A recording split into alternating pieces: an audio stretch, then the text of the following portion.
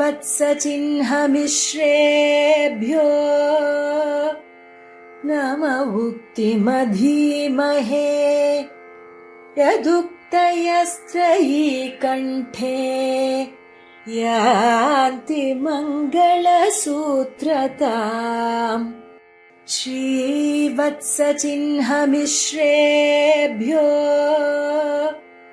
नम उक्तिमधीमहे यदुक्तयस्त्रयी कण्ठे यान्ति मङ्गलसूत्रताम्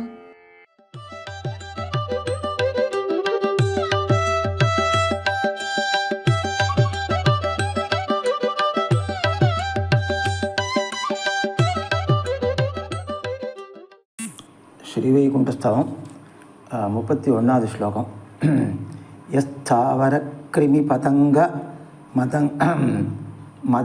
मतङ्गजातिषु मतङ्गजातिषु अन्येषु जन्तुषु सदैव विजायमानः त्वं नित्यनिर्मलनिरञ्जननिर्विकार कल्याणसद्गुणनिधे स इतीरितस्तैः எப்போதும் ஹேய பிரதிபட்டமாயும் நிர்லேபமாயும் நிர்விகாரமாயும் இருக்கிற கல்யாண குணங்களுக்கு நிதி போன்ற எம்பெருமானே நித்திய நிர்மல நிரஞ்சன் நிர்விகார கல்யாண சத்குண நிதே அப்படின்னா நித்தியமாக எப்போதும் நிர்மல ஹேய பிரதிபட்டமாயும் நிர்லேபமாயும் தன்னிடத்துல நிரஞ்சனம் அப்படின்னா தன்னிடத்துல எதுவும் ஒட்டாத தோஷமே ஒட்டாதவனாக இருக்கான். நிர்விகாரம்னா விகாரம் எதுவும் இல்லை, மாற்றமே இல்லாதவன். அப்படிப்பட்ட மாற்றமே இல்லாத கல்யாண குணங்களுக்கு கல்யாண சத்குண நிதே கல்யாண குணங்களுக்கு நிதியாக இருக்கிறவன் அப்படின்னு சொன்னார். சத்குண நிதே எஸ் தாவர கிருமி பதங்க மதங்க ஜாதிஷு யாவனொரு ஜீவன் ஸ்தாவரங்கள் அப்புறம் கிருமி பக்ஷி பதங்க ஜாதிகள் கிருமி பக்ஷி ஜாதிகள் அது பதங்கம்ன்றது அப்புறம் கஜாதிகளும் மத்துமான யோனிகளிலே சதைவ விஜாயமானா எப்பொழுதும் பிறந்துட்டே இருக்கான், பிறந்து கொண்டிருக்கிறானோ சத்வம்மிதி தைஹி ஈரிதா அசி அவன் தேவரீரே என்று அந்த செவிடர்களாலே சொல்லப்படான் என்று கீழ் ஸ்லோகத்தில் எம்பெருமானுடைய மாயா பலத்தினால அவனுடைய வைபவத்தையே தெரிந்து கொள்ளாமல் இருக்கிறார்கள்னு சொன்னார். அந்த மாயையை கடந்து சுத்த சாத்விகர்களாயுள்ளவர்கள் பகவானுடைய பாரம்பரியத்தை உள்ளபடி உணர்ந்து வாழ்ந்து போகிறார்கள். அப்படி இருக்கிறச்சு குணத்திரைய வசியர்கள் சிலர் அவ்யபதேசியர்கள் அவர்கள் கீழே விழுகிறார்கள் அப்படின்னு சொல்கிறார். அப்போ அந்த அவ்யபதேசியர்கள் இந்த இவ்வளவு தாவரங்களாக பிறக்கிற இந்த ஜெகத்தே பகவான் அப்படின்னு தப்பாக சொல்கிறா அப்படின்னு சொல்கிறார். கீழ் ஸ்லோகத்திலே கௌதஸ்குதாகா என்று பிரஸ்தாபிக்கப்பட்டவர்கள் அவளுடைய பிரலாபங்களிலே ஒன்றை இங்கே உதாகரிக்கிறார். சுவாமி எம்பெருமானார் வேதார்த்த சங்கிரகத்தினுடைய உபக்கிரமத்தில் ஆளவந்தாரை ரொம்ப ஸ்லாகிக்கிறார். அதில் பரம்பிரம்மைவாக்கியம் பிரமபரிகதம் சம்சரதி தத்து பரோபாத்தியாலீடம் விவசம் அசுபஸ்யாஸ்பதமிதி ஸ்ருதிநியாயாபேதம் ஜகதி விததம் மோகனமிதம் தமோ ஏனாபாஸ்தம் சகி விஜயதே யாமுனமுனிகி அப்படின்னு அங்கே சொல்கிறார். பரம்பிரம்மைவ அக்ஞம் பரபிரம்மே அஜானமுடையதாக இருக்குது. பிரம பரிகதம் அப்போ பிரமத்தினாலே மூடப்பட்டிருக்கிறது. சம்சரதி தத்து அந்த பரபிரம்மந்தான் சம்சாரத்தை அடைகிறது அப்படின்னு அவள் சொல்கிறா. இப்படி நம்ம அது அனுவாதம் பண்ணுறதே தப்பு. அந்த அளவு மோசமாக சொல்லிருக்காவா. ஏன்னா பரபிரம்மத்துக்கு போய் அஜ்ஞானத்தை சொல்கிறவா எவ்வளவு தாழ்ந்தவர்கள். ஆனால் அனுவாதம் பண்ண மாட்டேருக்காவா என்ன சொல்கிறான்னு தெரிஞ்சுக்கிறதுக்காக. தத்து பரோபாத்தியாலீடம் இப்போ அவளுடைய மதப்படி சம்சாரமும் பிரம்மத்துக்கு மோட்சமும் பிரம்மத்துக்கு. அந்த பிரம்மத்துக்கு அஜ்ஞானம் விலகித்துன்னா அது மோட்சத்தை அடையும் அப்படின்னு அவள் சொல்கிறா. அப்புறம் பரோபாத்தியாலீடம் வெளியிலிருந்து வர உபாதியினாலே ஆலீடமாக இருக்குது அப்படின்னா ஆலிங்கனம் பண்ணப்பட்டதாக இருக்குது இந்த பரபிரம்மம். விவசஸ்ய விவசம் அது கட்டுப்பட்டுருக்கு. அசுபஸ்யாஸ்பதமிதி அசுபத்துக்கெல்லாம் இருப்பிடமாக இருக்குது அப்படின்னு சொல்கிறா. ஸ்ருதி நியாயாபேதம், ஸ்ருதி நியாயம் இவைகளுக்கு இவைகளிலிருந்து நீங்கினதாக இருக்குது. ஜெகதி விததம், ஜெகத்திலே பரவி கிடக்கு. மோகன விதம், மயக்கத்தை உண்டாக்கக்கூடியது இது. தமோ ஏனாபாஸ்தம், அப்படிப்பட்ட தமஸானது எவராலே விலக்கப்பட்டதோ சகி விஜயத்தே யாமுனமுனிகி, அந்த யாமுனமுனி ஜெயமடைகிறார் அப்படின்னு சொல்கிறார். பரம்பிரம்மைவ அக்ஞம் பரபபரிகதம் என்று ஆளவந்த மத்தங்களை நிரசித்து அருளினாரே, அந்த நிரசித்தருளின மாயாவாதி மதத்தை சங்கிரகித்தருளினார் முதல்ல எம்பெருமானார். அந்த மதம் யாருடையதோ அவர்கள்தான் கௌதஸ்குதர்கள் என்றும், ஸ்திர குதர்க்க வஷ்யர்கள், ஸ்திரமான குதர்க்கத்துக்கு வசப்பட்டவர்கள் என்றும் தெரிவிக்கிறார் கூறத்தாழ்வார். அப்படி தெரிவித்து கொண்டு அவர்களுடைய பிரலாப பிரகாரத்தை எடுத்துரைக்கிறார் இந்த ஸ்லோகத்தால். அவள் என்ன பிரலாபம் பண்ணுறா, என்ன வார்த்தை சொல்கிறா அப்படின்றது இங்கே சொல்கிற.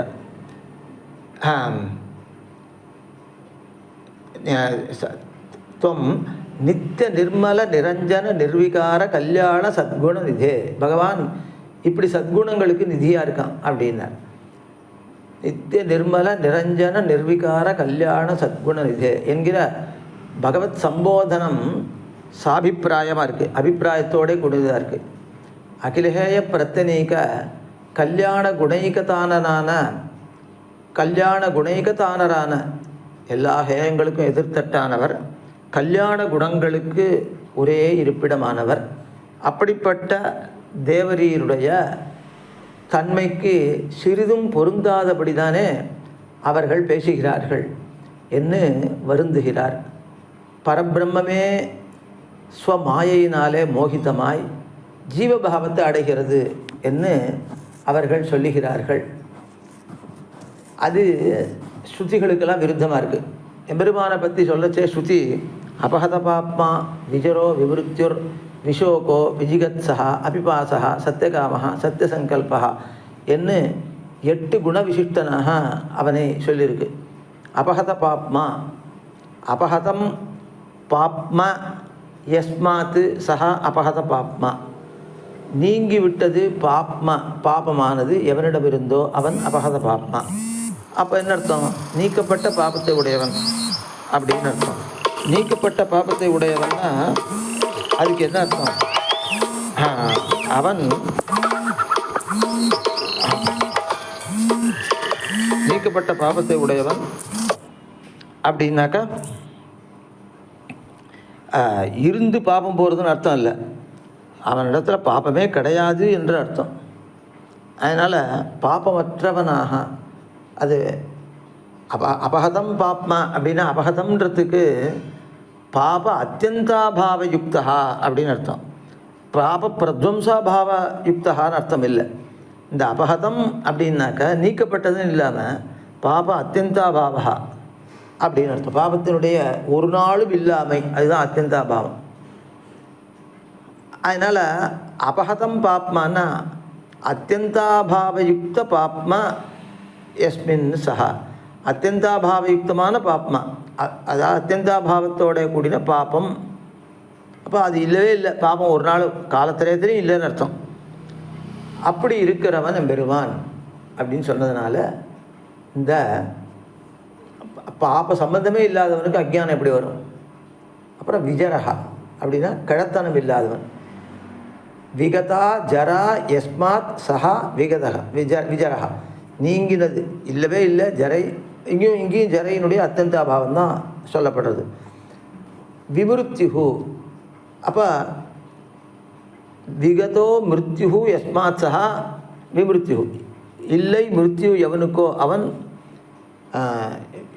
விகதோ மிருத்யு நீங்கிவிட்டது, மிருத்யு எவனிடமிருந்தோ அவன் விமிருத்யு. விஷோகா அதேமாரி சோகமற்றவன். விஜிகத்ஸா, ஜிகத்ஸான்னா பசி, பசி இல்லாதவன். அபிபாசா அப்படின்னா அபத பாப்மா விஜரோ விவருத்து, அபகத பாப்மா விஜரோ விவருத்து. விஷோகா சோகம் இல்லாதவன். விஜிகத்ஸா பசி இல்லாதவன். அபிபாசா அப்படின்னா தாகம் இல்லாதவன். அதனால் பிபாசா இல்லாதவன், பிபாசான தாகம், தாகமற்றவன். அபிபாசா சத்தியகாம தடையற்ற காமங்களை உடையவன். காமம்னா விரும்பப்பட்ட பொருள், அதை தடையற்று உடையவன். அது எல்லா விதமான விரும்பப்பட்ட பொருள்களையும் உடையவன். அதுக்கப்புறம் சத்திய சங்கல்பா, சத்தியா சங்கல்பா எஸ்மின் சஹா சத்திய சங்கல்பா. தடையற்ற சங்கல்பம் எவனிடம் இருக்கிறதோ அவன் சத்திய சங்கல்பா. அப்போ சத்தியமான காமத்தை உடையவன். அப்போ தடையற்ற காமம்னா விரும்பப்பட்ட பொருள், தடையற்ற விரும்பப்பட்ட பொருள்களை உடையவன், தடையற்ற சங்கல்பத்தை உடையவன் அப்படின்னு சொல்லியிருக்கு. இப்படி எல்லா நற்குணங்கள், அப்போ 6 சப்தங்களாலே குணங்கள் தோஷமே இல்லாதவன்னு சொல்லுது. அபசபாத்மா விஜரோ விவருத்திர் விஷோகோ விஜிகத்ஸோ அபிபாசா சத்தியகாமஹா அப்படின்னு அபிபாசா வரைக்கும் 6 சப்தங்களாலே தோஷமே இல்லாமல் சொல்லப்பட்டது. சத்தியகாமஹா சத்திய சங்கல்பா கல்யாண குணங்களை உடையவன் என்று சொல்லப்பட்டது. இப்படி இருக்கான் பகவான்றச்ச அவனிடத்துல போய் அஜ்ஞானம் வருதுன்னா இந்த சுத்திகளெல்லாம் விரோதம் வரும் இல்லையோ. எந்த தோஷமும் இல்லாதவன் அப்படின்னு சொல்லிட்டு கொள்ளைய பாப்மாவே இல்லாதவன் தான், அதன் காரணமான எந்த ஹேய குணங்களும் இல்லாதவன் தான். அப்போ அவனுக்கு அஜ்ஞானம்ன்ற ஹேய குணம் இருக்க முடியாது. அதனால் அபதபாப்மா விஜரோ விவருத்திஹு இத்தியாதியான கல்யாண குண பிரதிபாதக ஸ்ருதியோடு சேராது. அவள் இந்த மாதிரி அஜ்ஞானம் இருக்குது என்று சொல்கிறது. அதுக்கப்புறம் நித்திய நிர்மல நிரஞ்சன நிர்விகார கல்யாண சத்குணநிதே அப்படின்னு சொல்கிறார். நித்தியமாக நிர்மலமாக இருக்கிறவன், என்றைக்கும் ஹேய பிரதிபடனாக இருக்கிறவன் அப்படின்னு அர்த்தம். ஹேயங்களுக்கு எதிர்த்தட்டாக இருக்கிறவன். நிரஞ்சன அப்படின்னா நிர்லேபன், எந்த தோஷமும் சேராதவன் தன்னிடத்தில். நிர்விகாரா விகாரமே இல்லாதவன். கல்யாண சத்குண நிதே, கல்யாண சத்குண அப்படின்னு அவனை அழைக்கிறார். நித்திய நிர்மல நிரஞ்சன நிர்விகார கல்யாண சத்குண நிதே. இப்படி 4 சம்புத்திகளாக 4 சம்போதனங்களாக பிரித்து கொள்ளலாம். இல்லைன்னா நித்திய நிர்மல அப்படின்னு அத்தை 2ஆக பிரிச்சும் நித்திய நிர்மல நிரஞ்சன நிர்விகார கல்யாண சத்குண நிதே அப்படின்னு 5 சம்போதனங்களாகவும் சொல்கிறவா இருக்கா அப்படின்ற. ஸ்வரூபத்தோ நித்தியனானவனே அப்படின்னு அந்த நித்திய சப்தத்தை ஸ்வரூபத்தினால நித்தியனேன்னு அழைச்சி சொல்கிறார். நித்திய நிர்மலமாக இருக்கிறவன் சொல்கிறது தான் ரொம்ப உச்சிதமானது. ஏன்னா நித்தியமாக ஹேய பிரதிபடனாக இருக்கிறவன், அதுதான் நித்தியத்துவம். ஜீவாத்மாவுக்கே உண்டு, பரமாத்மாவுக்கு இந்த சப்தத்தால் தான் நித்தியத்துவம் சொல்லணும்னு இல்லை. நித்தியத்துவத்தை எப்படி இருந்தாலும் நிறைய சப்தங்களாலே சொல்லிவிடலாம், கீழெல்லாம் பல ஸ்லோகங்களில் சொல்லியிருப்பார். அதனால் இங்கே அந்த நித்திய சப்தத்தை தனியாக சொரூபத்துக்காக சொல்லணும்னு அவசியம் இல்லை. அதனால் நித்தியமாக ஹேய பிரத்தினீகனானவனே அப்படின்னு அர்த்தம். அதுக்கப்புறம் நிரஞ்சன சேத்தனர்களை அனுப்பிரவேசித்து இருக்க செய்தேயும் கர்மவசியத்துவாதி ரூப தோஷங்கள் தட்டாதவன், அப்படி இருக்கிறவன் பெருமான் என்க.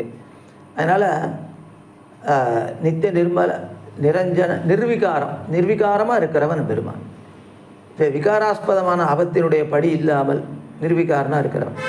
இப்போ இங்கே நிரஞ்சனம்னா தோஷங்கள் தட்டாதவன்னா, இப்போ தோஷம் எப்படி தட்டும்? சேத்துல நம்ம காலை விட்டோம்னா ஒரு நிறைய ஷேராக இருக்குது ஒரு இடம், காலை விட்டினா காலில் ஷேர் ஒட்டும்.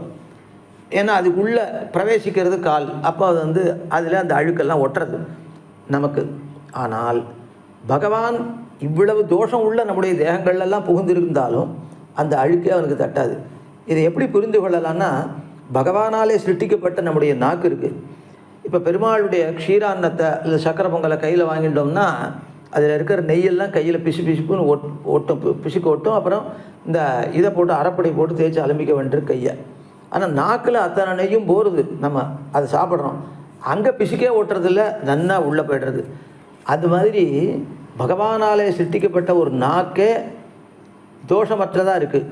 அப்போ பகவான் சிருஷ்டிகர்த்தாவான பகவான் எவ்வளவு தூரம் இருப்பான். அதனால் எவ்வளவு தோஷங்கள் நிறைந்த சரீரங்களில் புகுந்திருந்தாலும் பகவானுக்கு இந்த தோஷம் இல்லாமல் அவன் இருக்கான். அதுதான் நிரஞ்சன. அப்போ நிர்லேபன தோஷம் அவன் மேல் லேபனமாகாது, அவன் மேலே படாது, அவன் பேரில் ஒட்டாது. அப்படின்றத அந்த நிரஞ்சனான்ற சப்தம் சொல்கிறது. அதான் அச்சேதனங்களில் அனுப்பிரவேசித்து இருந்தாலும் விகாராஸ்பதமான அதை அந்த விகாரத்தை அவன் விகாராஸ்பதமான அச்சேதனத்தினுடைய விகாரத்தை இவன் அடைய மாட்டான் அப்படின்னார். அதுக்கப்புறம் கல்யாண சத்குண நிதே, கல்யாண குணம் அப்படின்னு சொன்னாலும் போகிறோம், சத்குணம்னு சொன்னாலும் போகிறோம். ஆனால் ரெண்டையும் கல்யாண சத்குண ரெண்டையும் சேர்த்து சொல்கிறாரு. அதுக்கு என்ன அர்த்தம் அப்படின்னா, கல்யாணன்றதுனால அனுசந்தானம் பண்ணுறவர்களுக்கு சுபாவகங்களான குணங்களை உடையவன். கல்யாணம்னா மற்றவாளுக்கு நன்மை பண்ணக்கூடியது, அப்படிப்பட்ட குணங்களை உடையவன். அப்புறம் சத்து என்கிறதுனால ஸ்திரமாக இருக்குன்னு அர்த்தம். எவ்வளவு அனுபவித்தாலும் நாம் ஊழியாக எவ்வளோ ஊழினா கல்பம்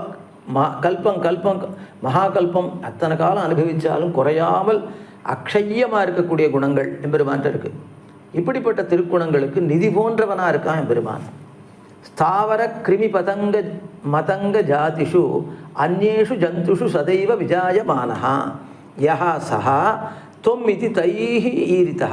ஸ்தாவரம், கீட்டம், பக்ஷி, மிருகாதிகளாய் தேவரீருடைய ஸ்வரூப ஸ்வபாவங்களுக்கு விஜாத்தியமான ஸ்வரூப ஸ்வபாவங்களை உடையனவா இருக்கிற யோனிகளிலே மாறி மாறி பல பிறந்து கொண்டிருக்கிற.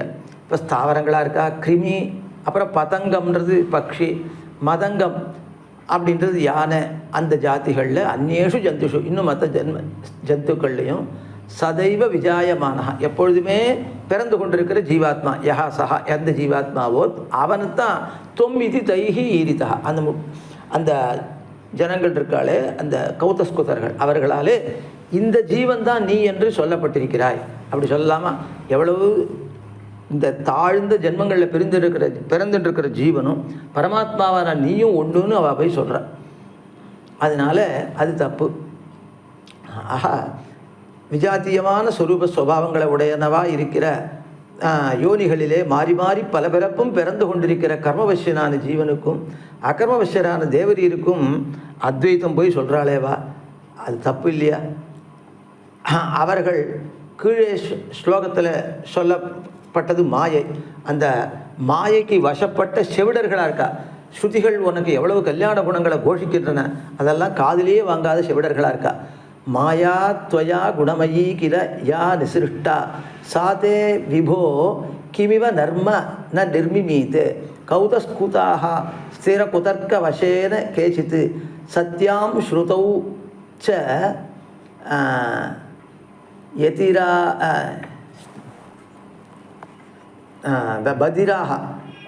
பதிராஸ்துவயி தன்மஹிம்னா.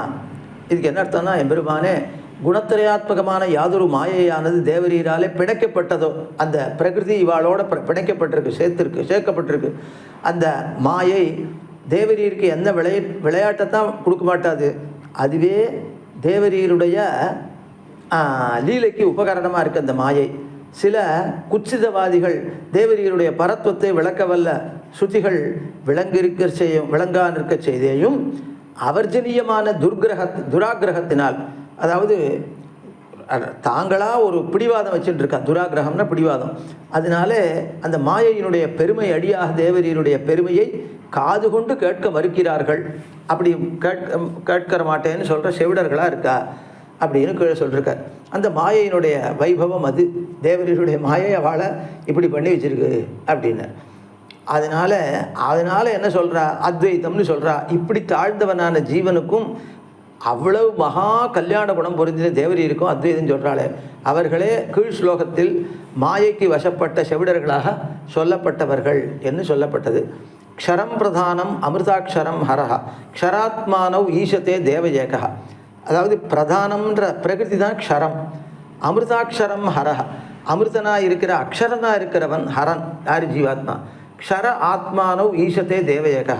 க்ஷரமான இந்த பிரகிருதியையும் அக்ஷரமான ஜீவாத்மாவையும் நியமிக்கிறவன் தேவனான ஒருவன். தேவன் என்றால் விளங்குபவன். அப்போ திவு தீப்தவுன்னு தாத்து, அந்த விளங்குபவன்.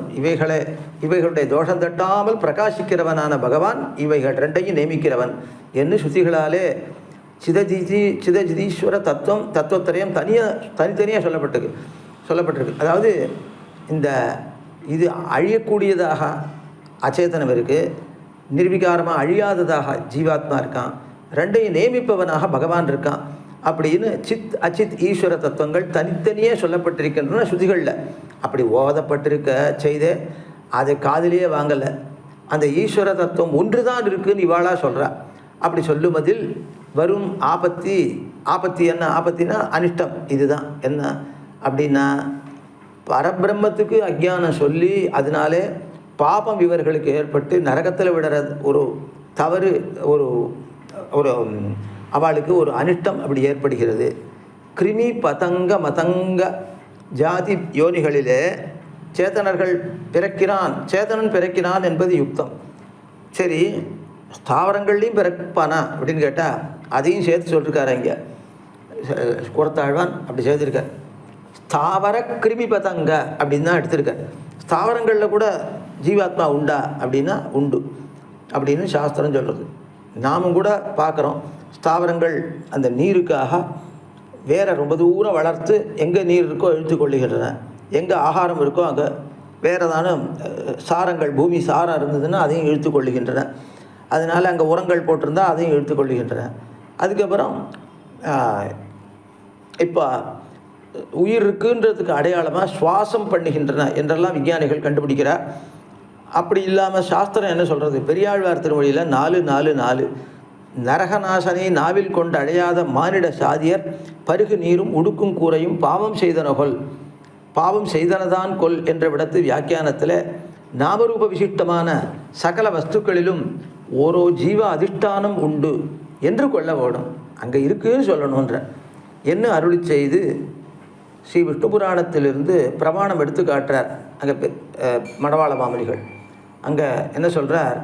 சக்தி க்ஷேத்ரஜ்ய சம்ஹிதா சர்வபூதேஷு பூபால தாரதமியேன வர்த்ததே அப்ராணிமத்சு சொல்பாசா ஸ்தாவரேஷு ததோதிகா என்று ஸ்ரீவிஷ்ணு புராண வச்சனத்தை மாமனிகள் காட்டுறார். அதாவது என்னென்னா, இந்த க்ஷேத்ரஜன் என்ற பெயருடைய சக்தியானது எல்லா பூதங்களிலும் தாரதமியத்தோடு வர்த்திக்கிறது, அதாவது ஏற்றத்தாழ்வோடு இருக்கிறது. அப்ராணிமத்சு பிராணனே இல்லாத இந்த கட்டை கல் இவைகளெல்லாம் சொல்பாசா ரொம்ப குறைவாக இருக்குது. ஸ்தாவரேஷு தத்தோதிகா ஸ்தாவரங்களில் அந்த கட்டை கல்லை விட கொஞ்சம் அதிகமாக இருக்குது ஸ்தாவரங்களில் என்ன சொல்கிறார். அதனால் இந்த நரகநாசனை நாவில் கொண்டு அழையாதார் அந்த அழையாத மானிட சாதியர்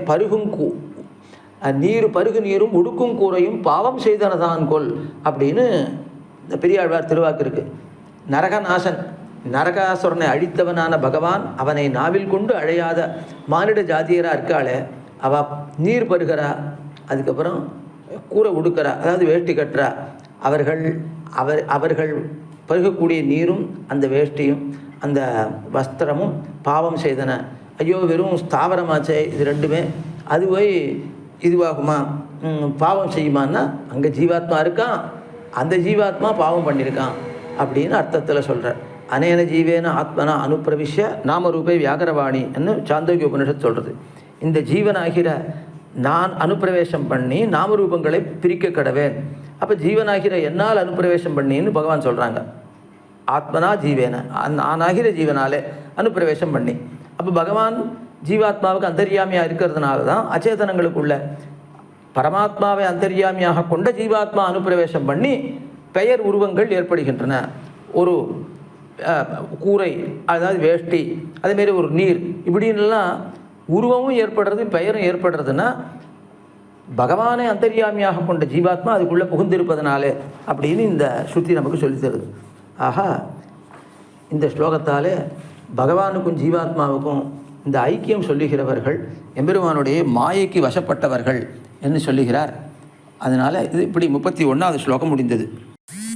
ஸ்ரீவைகுண்டஸ்தவத்தில் 32வது ஸ்லோகம். த்வத்ருஷ்டி ஜுஷ்டமிதமாவிரபூதசேஷம் நோச்சேத் கட்டாட்சயசி நைவ பவேத் பிரவருத்திஹி ஸ்தாதுஞ்ச வாஞ்சதி ஜகத்தவ திருஷ்டிபாதம் தேன ஸ்ருதௌ ஜகதிஷேஹி ஜகத்வமேவ இதம் அசேஷம் த்வத்ருஷ்டிஜுஷ்டம் சத் ஆவிரபூத் நோ கட்டாட்சயசி சேத் பிரவருத்திர் நைவ பவேத் ஜகத் ஸ்தாதுஞ்ச தவ திருஷ்டிபாதம் வாஞ்சதி தேன ஸ்ருதௌ துவமேவ ஜெகத் ஜெகதிஷே. இதான் அன்வயம் காட்டுறார் சுவாமி. இப்படி இதம் அசேஷம் எம்பெருமானே, இந்த உலகமெல்லாம் தேவரீருடைய திருக்கண்ணோக்கத்தை பெற்றதாக கொண்டு ஆவிர்பாவம் அடைந்தது. தேவரீர் கட்டாட்சி தருளவில்லை என்னால் இவத்துக்கு ஒரு பிரவருத்தியே உண்டாகுது. நோ கட்டாட்சயசி சேத் பிரவருத்தி நைவ பவேத் ஜெகத் ஸ்தாத்துஞ்ச தவ திருஷ்டிபாதம் வாஞ்சதி. இந்த ஜெகத்து சத்த பெறுவதற்கும் தேவரீருடைய கட்டாட்சத்தையே விரும்புகிறது. இக்காரணங்களால் இந்த காரணங்களால் தான் வேதங்களில் தேவரீரே ஜெகத்தாக சொல்லப்படா நின்னீர். அதனால் ஜெகத்து சர்வம் கலு இதம் பிரம்மான்னு வேதம் சொல்கிறது, உபனிஷத்து சொல்கிறது, சாத்தியக உபனிஷத்து. அதுக்கு அவள் என்ன நினச்சிட்டு இருக்கா, அத்வைதிகள் கீழே சொல்லப்பட்டபடி, கீழ் ஸ்லோகத்தில் சொல்லப்பட்டபடி ஸ்வரூப ஐக்கியம் இருக்குது, இந்த ஜெகத்தே பிரம்மமாக இருக்குது அப்படின்னு நினச்சிட்டு சொல்கிறார். அது எவ்வளவு ஒரு ரொம்ப தாழ்ந்தவர்களான இந்த அச்சேதனங்களும் ஜீவாத்மாக்களும் பகவானோட ஒன்றாக முடியுமா? அது புரியாமலே அவர்கள் சொல்லுகிறார்கள். ஆனால் உண்மையில் எது காரணம் இந்த மாதிரி ஐக்கியம் சொல்கிறதுக்கு அப்படின்னா, ஜெகத்தை எம்பெருமான் உண்டாக்குறான், அந்த ஜெகத்தை ஸ்திதி பண்ணுகிறான். அதாவது காலாந்தரத்தில் அது இருக்கும்படியாக அதுக்கு சத்பாவத்தை கொடுக்குறான். அதுக்கப்புறம் அதை சம்ஹரிக்கிறான், உள்ளே அனுப்பிரவேசித்து அதற்கு பிரவருத்தி நிவர்த்திகளை உண்டாக்குகிறான். இப்படி எல்லாம் பகவத் அதீனமாக இருக்கிறதுனால இந்த ஜெகத்தே பகவான் அப்படின்னு சொல்கிறது உண்டு. லோகத்தில் கூட திருஷ்டாந்தம் நம்ம பார்க்கலாம். இந்த கல்யாணமே அவர் தான் அப்படின்னு ஒருத்தரை பார்த்து யார் ஒத்தாசம் பண்ணுறாளோ அவளை பார்த்து சொல்கிறார் அந்த பெண்ணினுடைய தகப்பனார். அப்போ கல்யாணமே இவரால் தான் நடந்ததுன்ற அர்த்தத்தில் சொல்கிறார். இந்த கல்யாணமே அவர் தான். இப்போ கல்யாணம்ன்றது ஒரு கிரியை, அந்த கிரியையும் இந்த திரவியமும் எங்கேயாவது ஒன்றாகுமா? ஆனால் இப்படி லோகத்தில் பிரயோகம் இருக்குது. அப்படின்னா அந்த கல்யாணத்துக்கு ஆரம்பத்திலேருந்து அந்த மாப்பிள்ளை பார்க்குறது, நல்ல வரனா பார்த்து தேடி கொடுத்தது, அதுக்கப்புறம் நிச்சயதார்த்தம் பண்ணுறதுக்கு ஒத்தாசை பண்ணது, இவாளுக்கு பணம் காசு குறைவாக இருக்கிறதுனால அந்த பணம் காசு ஒத்தாசை பண்ணுறது, சரீரத்தால் அவர் ஒத்தாசை பண்ணுறார், நல்லா தானே இப்போ பொறுப்பெடுத்துட்டு எல்லா காரியமும் தானே செய்கிறார். அதுக்கப்புறம் அந்த கல்யாணம் நடக்கிறதுக்கு என்னென்ன ஏற்பாடுகள் பண்ணணுமோ அதெல்லாம் வாங்கி போட்டு, அந்த சாமான்கள்லாம் வாங்கி போட்டு, வெத்தலைப்பாக்கு பைகள்லாம் அது கட்டி கொடுக்கறது, அதுக்கப்புறம் புஷ்பங்கள் ஏற்பாடு பண்ணுறது, கல்யாண சத்திரம் அமைச்சு கொடுக்கறது, அதுக்கு தானே வாடகை கொடுக்கறது, என்னென்ன ஒத்தாசை பண்ணணுமோ அவ்வளவும் அவர் பண்ணியிருக்கிறதுனால இவாளால் அந்த பெண்ணுக்கும் பிள்ளைக்கும் கல்யாணத்தை பண்ண முடிஞ்சுது. அப்படின்றதுனால அந்த நன்றி உணர்ச்சியினால் இந்த கல்யாணமே அவர் தான் அப்படின்னு வார்த்தை சொன்னால், எங்கேயாவது எத்தனை கிரியைகள் இருக்குது, அங்கே வாத்தியார் வரணும், அவர் சடங்குகள்லாம், அதாவது அந்த கிரியாகலாபங்கள்லாம் அவர் பண்ணணும், பெண்கழுத்தில் திருமங்கல்ய தாரணம் பண்ணணும், சப்தபதி நடக்கணும், இதெல்லாம் அவருக்கும் இந்த கிரியைகளுக்கும் சம்மந்தமே இல்லை. அந்த மாதிரி இருக்கிறச்ச எப்படி அது மாதிரி சொல்ல முடியும்? ஆஹா, எம்பெருமானுடைய எம்பெருமானை காரணமாக கொண்டு உற்பத்தி, ஸ்திதி, லயம் இவைகள் ஏற்படுகின்றன ஜெகத்துக்கு, அதாவது சேதனாச்சேதனர்களுக்கு ரெண்டு பேருக்குமே. அதுக்கப்புறம் இந்த அந்த பிரவேசம் பண்ணி நியமனத்தை பண்ணுறான், அவனால் தான் பிரவருத்தி நிவர்த்திகள், அவன் அந்தரியாமியாக இருக்கிறதுனால தான் இந்த சேத்தனாச்சேதனங்களுக்கு பிரவருத்தி நிவர்த்திகள் உண்டாகின்றன. அதனால் சேத்தனர்கள் அச்சேதனங்கள் ரெண்டுக்குமே உற்பத்தி ஸ்திதி லய காரணமாக இருக்கான், அதேமாரி பிரவருத்தி நிவர்த்திகளுக்கு காரணமாக இருக்கான். இதனால் இந்த ஜெகத்தே பகவான் அப்படின்னு சொல்கிறார். அதுதான் ஒரு திருஷ்டாந்தத்தால் பார்த்தோம். இந்த கல்யாணமே அவர் அப்படின்னா கல்யாணத்துக்கு எல்லா ஒத்தாசைகளும் பண்ணவர் அவர் அப்படின்ற அர்த்தத்தில் கல்யாணமே அவர்னு சொல்கிறார். அந்த மாதிரி இந்த ஜெகத்தே பிரம்மம்னா ஜெகத்து வேறு பிரம்மம் வேறு ஸ்வரூபத்தினால வேறு இருந்தாலும் கூட இந்த ஜெகத்துக்கு உற்பத்தி ஸ்திதி லயம் இவற்றுக்கு காரணமாயும் பிரவருத்தி நிவர்த்திகளுக்கு காரணமாயும் இருக்கான்றதுனால இந்த ஜெகத்தே பகவான் அப்படின்னு சாஸ்திரம் சொல்கிறது என்று விளக்கிறார் இங்கே குறத்தாழ்வான். கீழ் ஸ்லோகத்தில் அத்வைதிகளுடைய ஒரு பிரலாபத்தை அதை எதிர்த்தார், தப்பான வார்த்தை அப்படின்னு சொல்லி. அதுக்கப்புறம் அந்த அத்வைத ஸ்ருதிக்கு நிர்வாகம் பண்ண முடியும், அவள் பண்ண அர்த்தத்தை தப்புன்னு சொல்லிட்டார். ஸ்வரூப ஐக்கியம் வராது, அக்ஞனான ஜீவாத்மாவுக்கும் சர்வஜனான பகவானுக்கும் ஐக்கியம் வருமா? அசக்தனான ஜீவாத்மாவுக்கும் சர்வசக்தனான பகவானுக்கும் ஐக்கியம் வருமா? அபூர்ணனான ஜீவனுக்கும் பூர்ணனான பகவானுக்கும் ஐக்கியம் வருமா? வரவே வராது. அதே மாதிரி சவிகாரமாக இருக்கிற அச்சேதனத்துக்கும் நிர்விகாரனான பகவானுக்கும் ஐக்கியம் வருமா? துக்காத்மகமாக இருக்கிற, அதாவது துக்கத்தை கொடுக்கக்கூடியதாக இருக்கக்கூடிய இந்த அச்சேதனத்துக்கும் இந்த ஸ்வதா ஆனந்த ஸ்வரூபனாக இருக்கிற பகவானுக்கும் ஐக்கியம் வருமா? அதனால் இது பலவிதமாக பரிணமித்து அப்போ சாவயவமாக இருக்குது. அது ஸ்வரூபத்தால் எல்லாம் மாறுதல்கள் பலதையும் உடையதாக இருக்குது. பரிணாமாஸ்பதமாயும் சாவயவமாயும் இருக்கக்கூடிய இந்த அச்சேதனத்துக்கு பரிணாமம் இல்லாதவனாயும் நிர்விகாரனாயும் இருக்கிற நிறவயவனாயும் பரிணாமம் இல்லாமலும் இருக்கிற பகவானு கூட ஐக்கியம் வருமா அப்படின்னு சேத்தனங்களுடைய சுபாவங்களே வேறு, பகவானுடைய சுபாவமே வேறு. அச்சேதனங்களுடைய சுபாவமே வேறு, பகவானுடைய சுபாவமே வேறு. அதெல்லாம் அவ்வளோ விலக்ஷணனாக இருக்கிற பகவானுக்கும் இந்த சேத்தனத்தோடையோ அச்சேதனத்தோடையோ ஐக்கியம் வராது என்று, அதனால் அவன் அந்த சொரூப ஐக்கியம் சொல்கிற அத்வைதிகள் சொல்கிறது தப்புன்னு கீழே ஸ்லோகத்தில் கண்டித்தார். சரி, இப்போ ஆனால் சர்வம் கல்விதம் பிரம்மான்னு ஸ்ருதி ஐக்கியத்தை சொல்லியிருக்க, அதை எப்படி நிர்வாகம் பண்ணணும் இல்லையா நம்மளும் அப்படின்னு கேட்டால் அதுக்கு தான் இந்த நிர்வாகத்தை இங்கே காட்டுறார். அப்போது ஜகத்தினுடைய உற்பத்தி ஸ்திதி லயங்களுக்கு காரணமாக இருக்கிறபடியாலும் பிரவೃತ್ತಿ நிவர்த்திகளுக்கு காரணமாக இருக்கிறபடியாலும் ஜகத்தோட பிரம்மத்துக்கு ஐக்கியத்தை சொல்லிச்சே தவிர ஸ்ருதி அது ஸ்வரூபத்தினால் ஐக்கியத்தை சொல்லவில்லை அப்படின்னு சொல்கிறார். இந்த ஸ்லோகத்தினுடைய கடைசி பாதம் தேன ஸ்ருதௌ ஜெகதிஷேஹி ஜெகத்வமேவ, இதனால் ஸ்ருதியிலே நீ சொல்லப்பட்டாய் ஜெகத்து நீதான் என்று. சர்வம் கல்விதம் பிரம்மா ஐததாத்ம விதம் சர்வம் இத்தியாதி ஸ்ருதிகளிலே ஜெகத்துக்கும் ஈஸ்வரனுக்கும் அபேதம் இப்படி சொல்லப்பட்டது அப்படின்னார்.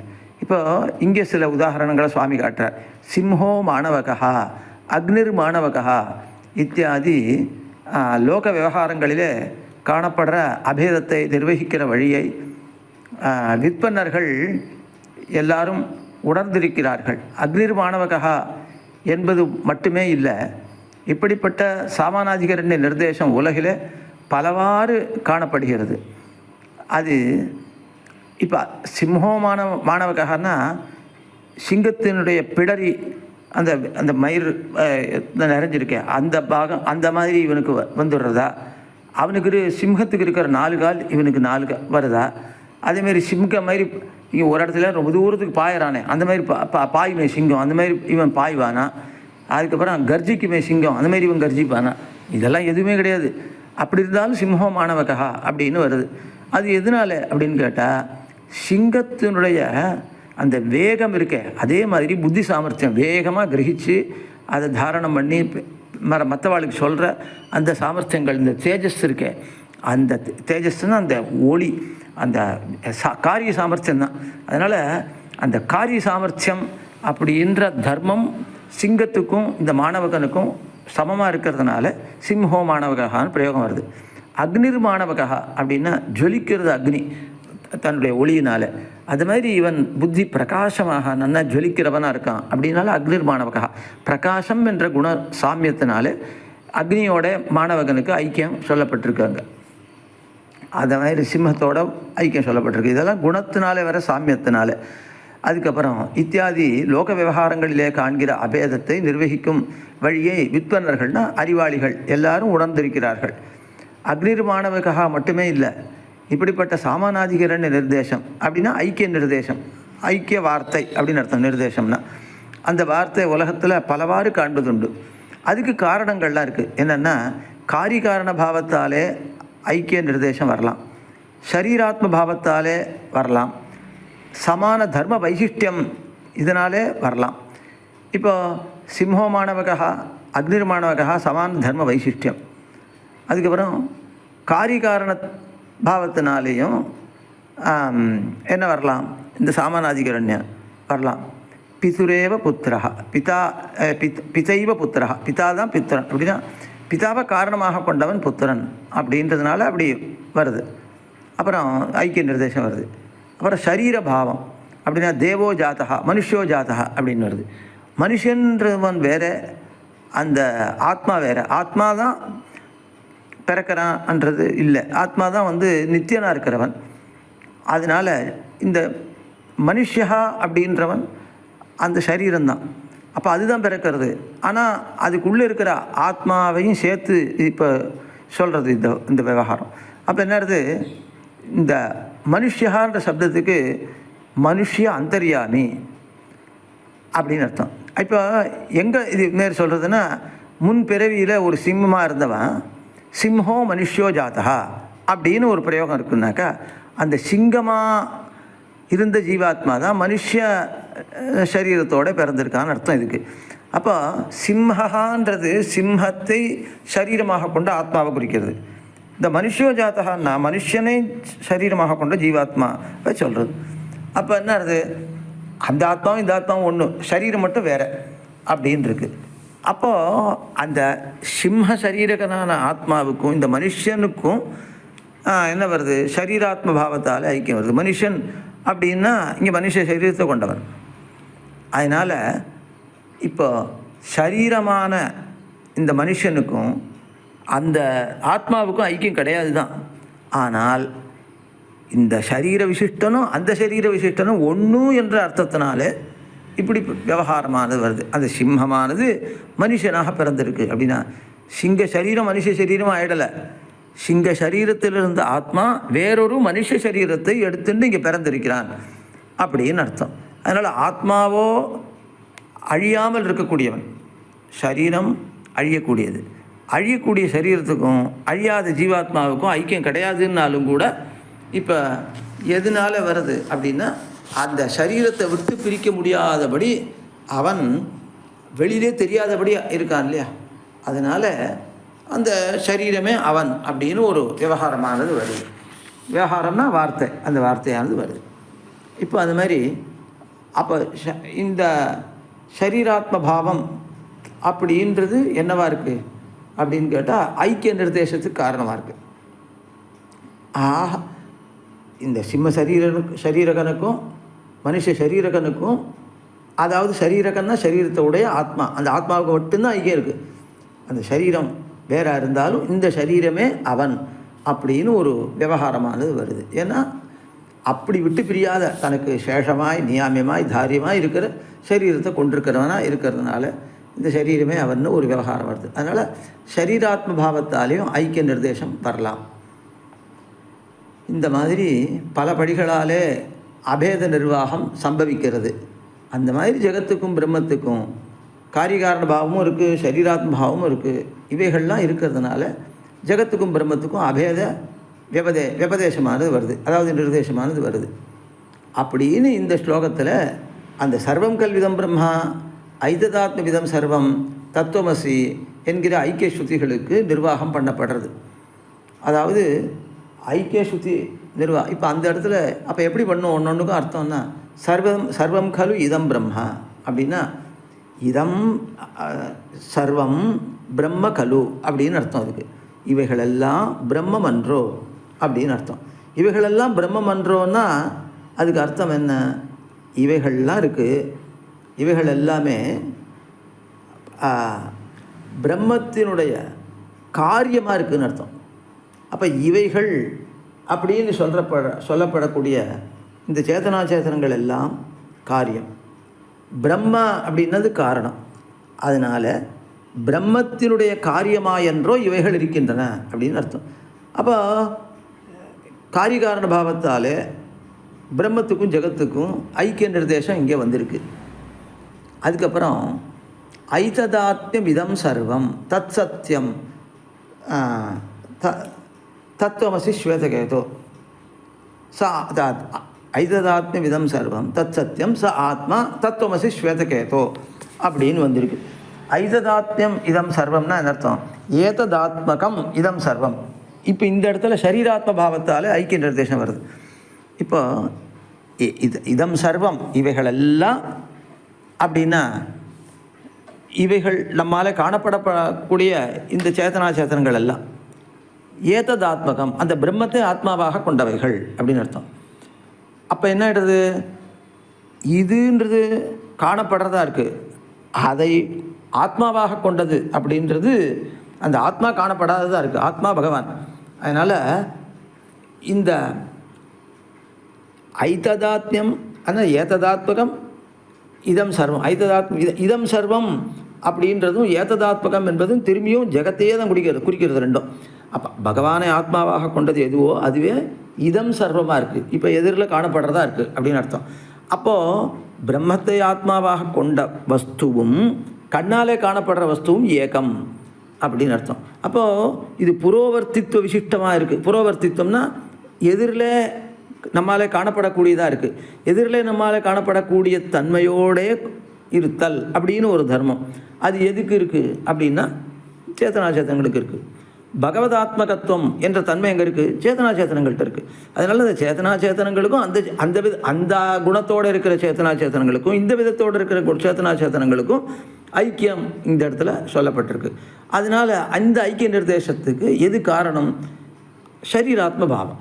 பிரம்மம் ஆத்மாவாக இருக்குது, இதுகள் சரீரமாக இருக்குன்ற அதனால இந்த பிரம்மத்துக்கும் இவைகளுக்கும் சரி இது ஐக்கியம் சொல்லப்பட்டிருக்கு. ஏத்ததாத்மகம் அப்படின்னா அதை ஆத்மாவாக கொண்டதுன்னு அந்த அதுவும் இதுவும் ஒன்று அப்படின்னா அதை ஆத்மாவாக கொண்டது என்று அர்த்தம் வந்து இந்த ஐக்கிய நிர்தேசம் வருது. கடைசியில் ஐக்கிய நிர்தேசம் இந்த இடத்துல ரொம்ப சுலபம். அதனால் ஏததாத்மகம்னு சொல்கிறதும் ஜெகத்தை தான், இதம் சர்வம்னு சொல்கிறதும் ஜெகத்தை தான். அதனால் இந்த குணத்தோடு இருக்கிற ஜெகத்து அந்த குணத்தோடு இருக்குது. அதாவது புரோவர்த்தித்துவம் அப்படின்ற குணத்தோடு இருக்கிற ஜெகத்து பகவத் ஆத்மகத்துவம்ன்ற குணத்தோடையும் இருக்குது அப்படின்னு அப்படி இருக்கிற ஜெகத்துகளுக்கு இந்த ஜெகத்துக்கே ஐக்கிய நிர்தேசம் பண்ணப்பட்டிருக்கு. அதுக்கடுத்து தத்துவமசி. இப்போ ஜெகத்து முழுக்க பகவானோட ஏக்கமாக இருக்குன்றத ஒரு இடத்துல குறிப்பிட்டு காட்டுறார் அந்த குருவானவர். தத்துவமசி அப்படின்னு சொல்லிருக்கு. தத்து அப்படின்னாக்கா ஜெகத்காரணமாக இருக்கிற பிரம்மம் அப்படின்னு அர்த்தம். தொம் அசி அப்படின்னா புரோவர்த்தி ஜீவனாக இருக்கிற உனக்கு அந்தரியாமையான பிரம்மம் அப்படின்னு அர்த்தம். அதனால் தத்து தோமசினா தொம் ததசி அப்படின்னு வச்சுக்கணும். தொம் புரோவர்த்தி ஜீவாந்தரியாமி பிரம்மன்னு தொம் ததசி ஜெகத்காரணபூத பிரம்ம அசி அப்படின்னு அர்த்தம். அதனால் புரோவர்த்தியான ஜீவனுக்கு அந்தரியாமியாக இருக்கிற பிரம்மமே நீ ஜெகத்காரண விசிஷ்டமான பிரம்மமாக இருக்கிறாய் அப்படின்னு அர்த்தம். இப்போ இந்த மத்தியம புருஷ நிர்தேசம் யாரை குறிச்சிருக்குன்னா ஜீவாத்மாவை குறிச்சிருக்கு. அதை உள்ளே இருக்கிற வஸ்து வரலாம் அது குறிக்குமோ இல்லையோ. அதனால் தொம்முன்றது ஜீவாத்மாவை குறித்து புரோவர்த்தி ஜீவாத்மாவை குறித்து அவனுக்குள்ளே இருக்கிற பகவானையும் தொம்முன்னு அழைக்கிறது. அதனால் அப்படி அழைச்சி அந்த நீ ஜெகத்காரண பூத பிரம்மமாக இருக்கிறாய் அப்படின்னு சொல்கிறது. ஆனால் இந்த உபதேசம் வந்து ஜீவனுக்கு தானே வேணும் அப்படின்னா உபதேசம் ஜீவனோடு நிற்கிறது. ஆனால் சப்த பிரயோகம் அப்படின்றது அது அபரியவசான விருத்தி அப்படின்னு ஒன்று உண்டு. அபரியவசான விருத்தின்னா அது முடிவடையாத போதகத்துவம் அப்படின்னு அர்த்தம். விருத்தினா போதகத்துவம். அப்போ முடிவடையாத போதகத்துவம்னா எதிரில் காணப்படுற பதார்த்தத்தில் மட்டும் முடிவடையாமல் அந்தரியாமி வரலும் போகிறது. அதனால் அந்தரியாமிக்கே இந்த சம்போதனமானது வருது. ஆனால் சம்போதனம் அந்தரியாமி வரையிலும் வந்தாலும் கூட அவனுக்கு தெரியாத அர்த்தம் ஒன்றும் கிடையாது. அதனால் அவனுக்கு உபதேசம் கிடையாது. உபதேசம் என்பது இவனுக்கு தான். இந்த எதிரில் இருக்கிற ஸ்வேதகேத்துன்ற பிள்ளைக்கு தகப்பனார் அப்படி உபதேசம் பண்ணுறார். அதனால் உபதேசம் இவன்கிட்ட இருக்கிறது, அந்த சம்போதனமானது பகவான் வரையிலும் போகிறது அப்படின்னு. இங்கேயும் ஐக்கிய நிர்தேசத்துக்கு காரணம் என்ன அப்படின்னு கேட்டால் அந்த இதுதான் ஷரீராத்ம பாவம் தான் ஐக்கிய நிர்தேசத்துக்கு காரணம் அப்படின்னு சொல்கிறார். அதுக்கப்புறம் இதம் ஆக இந்த இடத்துல என்ன சொன்னார்னா அபேத நிர்தேசங்கள்லாம் இந்த காரணத்தாலே வருகின்றன. பிரம்மத்திலிருந்து உண்டாகி பிரம்மத்தினாலே வாழ்ந்து பிரம்மத்தில் லயிக்கிறதுனால பிரம்மத்தாலே பிரவൃத்தி நிவர்த்திகள் ஏற்படுவதனால பிரம்மத்துக்கும் ஜெகத்துக்கும் ஐக்கிய நிர்தேசம் வருதுன்னு சொல்லிவிட்டார். அதுக்கப்புறம் ஸ்ரீரங்க கத்தியத்தில் சுவாதீன திரிவித சேதனாச்சேதன ஸ்வரூபஸ்திதி பிரவருத்தி பேதம் என்று ஒரு சூர்ணிகை அருள் செய்திருக்கார். அப்போ பகவானுக்கு அதீனமாக சேதனாச்சேதனங்களுடைய ஸ்வரூபஸ்திதி பிரவருத்தி வகைகள் உள்ளன அப்படின்னு சொன்னார். அதுக்கப்புறம் இதம் அசேஷம் துவத் திருஷ்டி ஜுஷ்டம் சத் ஆவிரபூத். இது எல்லாம் உன்னுடைய திருஷ்டி யுக்தமாக கொண்டு, ஜுஷ்டம்னா விசிஷ்டம் அப்படின்னு அர்த்தம். அப்போ உன்னுடைய திருஷ்டியோட கூடினதாக இருந்துண்டு அப்போ திருஷ்டி விசிஷ்டமாக இருந்துண்டு ஆவிரபூத். அப்போ திருஷ்டியோட கூடியதாக இருக்குன்னா உன்னுடைய திருஷ்டிக்கு விஷயமாக இருந்துண்டு வெளிப்பட்டது அப்படின்னு அர்த்தம். சிருஷ்டிக்கு முன்னே எம்பெருமான் சிஜ்ஜ வஸ்துக்களில் திருக்கண் சாத்துகிறான். அப்போ தான் கண் வைக்கிறாங்க. திருஷ்டின்றது எம்பெருமானுடைய பார்வை, கண். அதனால் கண்ணுன்னு சொல்லலாம், பார்வைன்னு சொல்லலாம். அதனால் அந்த திருக்கண் சாத்துறான் என்ன என்பதை சொல்கிற உபனிஷத்தில் தத் ஐக்ஷத பகுஸ்யாம் பிரஜா ஏஜேதி அப்படின்னு சொல்கிறது. பகவான் சங்கல்பித்தான் பகுஸ்யாம் பல வெஷ்டி தத்துவங்களாக ஆகக்கடவேன், ததர்த்தம் பிரஜாஜேய அதற்காக நான் சமஷ்டி தத்துவங்களாக ஆகக்கடவேன் என்று பகவான் சங்கல்பிக்கிறான். இங்கே ஐக்ஷத என்பதை இருக்க அதை கட்டாட்சித்து தான் துவத் திருஷ்டி ஜுஷ்டம் உன்னுடைய கட்டாட்சத்துக்கு விஷயமானது இந்த ஜகத்து அப்படின்னு அருளி செய்தார். உன் சங்கல்பத்துக்கு விஷயமானது அப்படின்னு ஐக்ஷதாவுக்கு அர்த்தம். அதனால் ஐக்ஷதானா சங்கல்பம் பண்ணித்து ஜகத்து அப்படின்னு அர்த்தம். அப்போ கண்ணால் பார்த்து தான் சங்கல்பம் பண்ணுறது. அதனால் ஈக்ஷணமாவது அனுகிரகத்தோட கூடின சங்கல்பம். திருஷ்டி என்றாலும் அந்த சங்கல்பம் தான் அர்த்தம். அதுவே தேவரீர் அனுகிரக விசிஷ்டராய் கொண்டு சங்கல்பம் செய்தருளினதால்தான் காரிய வர்க்கங்கள் எல்லாம் உண்டாயின.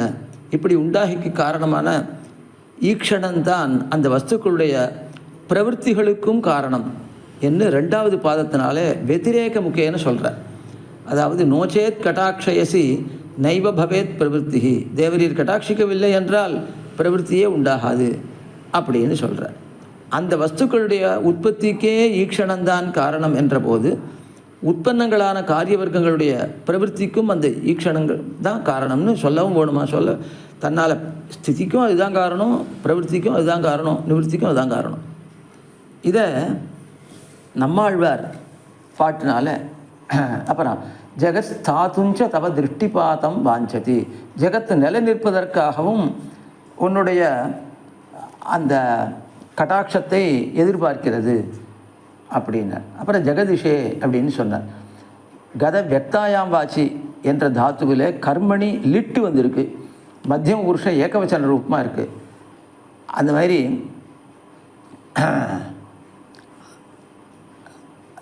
இந்த அதான் இந்த லிட்டு வந்து அதாவது லிட்டு பிரயோகம் வந்திருக்கு, நீ சொல்லப்பட்டாயின்னு அர்த்தம். அதுக்கப்புறம் நம்மாழ்வார் திருவாய்மொழியில் முதல் 10 முதல் பதிகத்தில் சொல்கிறார். நாமவன் இவனுவன் அவளிவள் உவளவள் தாமவரி வருவர் அதுவிது உதுவேது வீமவை இவையுவை அவைநலம் தீங்கவை ஆமவையாயவை ஆய் நின்ன அவரே அப்படின்றதுனால ஸ்வரூபமெல்லாம் பகவதீனம்னு சொன்னார். அடுத்தது அவரவர் தமதமது அறிவறி வகவகை அவரவர் இறையவர் என அடி அடைவர்கள் அவரவர் இறையவர் குறைவிலர் இறையவர் அவரவர் விதி வழி அடைய நின்னர, இதனால் ஜெகத்தினுடைய ஸ்திதி பகவதீனம்னு சொன்னார். அடுத்தது நின்னனர் இருந்தனர் கிடந்தனர் திரிந்தனர் நின்னிலர் இருந்திலர் கிடந்திலர் திரிந்திலர் எண்ணுமோர் இயல்பினர் என நினைவறியவர் எண்ணுமோர் இயல்போடு நின்ன என் திடரே அப்படின்னு பிரவೃத்தி நிவர்த்திகளும் பகவதீனம் என்று சொன்னார். அந்த திருவாக்கை நம்மாழ்வார் திருவாக்கை திருவுள்ளத்தில் கொண்டு இங்கே அபேத ஸ்ருதி நிர்வாகத்தை பண்ணி அருளினார் கூறத்தாழ்வார். அதுக்கு அடுத்தது ஸ்ரீவைகுண்ட ஸ்தவத்தில் 33வது ஸ்லோகம். ஏவம் பகோ இஹ பவத் பரதந்திர ஏவ சப்தோபி ரூபவதமுஷ்ய சராச்சரஸ்ய ஐஸ்வர்யமீத்ருஷமிதம் ஸ்ருதிஷூஜிதம் தே பாபீயசாம் அயமஹோ தொயி மோகஹேது அப்படின்றார். இதுக்கு என்ன அர்த்தம்? ஹே பகோ, பகவானே, இஹ அமுஷ்ய சராச்சரஸ்ய சப்தோபி ரூபவத் ஏவம் பகவத் பவத் பரதந்திர ஏவ ஈதிருஷம் இதம் ஐஸ்வர்யம் தே ஸ்ருதிஷு உதிதம் அயம் பாபீயசாம் தொயி மோகஹேதுர் அஹோ. பகவான் இதுக்கு என்ன அர்த்தம்? அதாவது இது வந்து அன்வயம். இதுக்கு அர்த்தம் சொல்கிறார். பகவானே, இங்கு காணப்படுகிற சகல சராச்சரங்களினுடைய நாமரூபங்கள் இப்படி தேவரீரிட்ட வழக்காகவே இருக்கின்றன. நாமமும் ரூபமும் இப்படிப்பட்ட வைபவமானது தேவரீருடையதாகவே வேதங்களில் ஓதப்பட்டது. ஆனால் இந்த ஐஸ்வர்ய குணமானது, அதாவது எல்லாம் தேவரீரிட்ட வழக்கு என்ன ஸ்ருதிகள் சொல்லுகின்றனவே, அதனால் தேவரீருக்கும் அந்த ஜகத்துக்கும் ஐக்கியத்தை சொல்லுகின்றனவே, அது இந்த ஐஸ்வர்யத்தை சொல்கிறதுக்காக தான் இந்த ஐக்கிய நிர்தேசம் பண்ணுகின்றன. இப்படிப்பட்ட ஐஸ்வர்ய குணமானது, ஐஸ்வர்ய குணம்னா ஈசனசீலத்துவம், அதுதான் ஐஸ்வர்யம். அப்போ ஆளும் தன்மை, அதாவது தேவரீரிட்ட வழக்காக உற்பத்தி, அது தேவரீரிட்ட வழக்காக ஸ்திதி, தேவரீரிட்ட வழக்காக பிரவருத்தி நிவர்த்திகள், தேவரீரிட்ட வழக்காக லயம், இத்தனையும் இருக்க இதுதான் ஐஸ்வர்ய குணம். இது தௌர்பாகியசாலிகளுக்கு மோகத்துக்குன்னா காரணமாக இருது. ஜகத்தே தேவரீர் தான் அப்படின்னு சொல்லி என்னவா இருது அப்படின்னா ஐக்கியம், அதாவது சொரூப ஐக்கியம் இருக்குதுன்னு ஒரு தவறான எண்ணத்துக்கு காரணமாக இருது அப்படின்னார். அதுக்கப்புறம் இதில் எம்பெருமானுக்கு சத்தியம் ஞானம் அனந்தம் பிரம்மா அப்படின்ற சுத்தியானது அனந்தம் அப்படின்னு ஒன்று சப்தத்தை சொல்கிறது. இந்த அனந்தம் அப்படின்னா என்ன அர்த்தம்னா அளவில்லாதவன் அர்த்தம். அளவில்லாதவன்னா தேசத்தாலே அளவில்லாதவன், காலத்தாலே அளவில்லாதவன், வஸ்துவினாலே அளவில்லாதவன் என்ன அர்த்தம். அதனால் ஸ்வரூப அந்த பகவத் ஸ்வரூபம்ன்றது விபுவாக இருக்குது. அதனால் தேசத்தாலே அளவில்லாதவன், அப்புறம் எல்லா காலத்திலையும் இருக்கான், நித்தியம், அதனால் காலத்தாலே அளவில்லாதவன். அதனால் தேச பரிச்சேத ராகித்யம் பகவானுக்கு இருக்குது, அதுவும் அனந்த சப்தார்த்தம். கால பரிச்சேத ராகித்யம் அது பகவானுக்கு இருக்குது, அதுவும் அனந்த சப்தார்த்தம். வஸ்து பரிச்சேத ராகித்யம் அதுவும் அனந்த சப்தார்த்தம், அதுவும் பகவான் இடத்துல இருக்குது. இதுதான் யாருக்குமே வராதது இந்த வஸ்து பரிச்சேத ராகித்யம். இப்போ தேச பரிச்சேத ராகித்யம்னாக்கா பிரகிருதியும் கூட விபுவாக இருக்குது, காலமும் விபுவாக இருக்குது.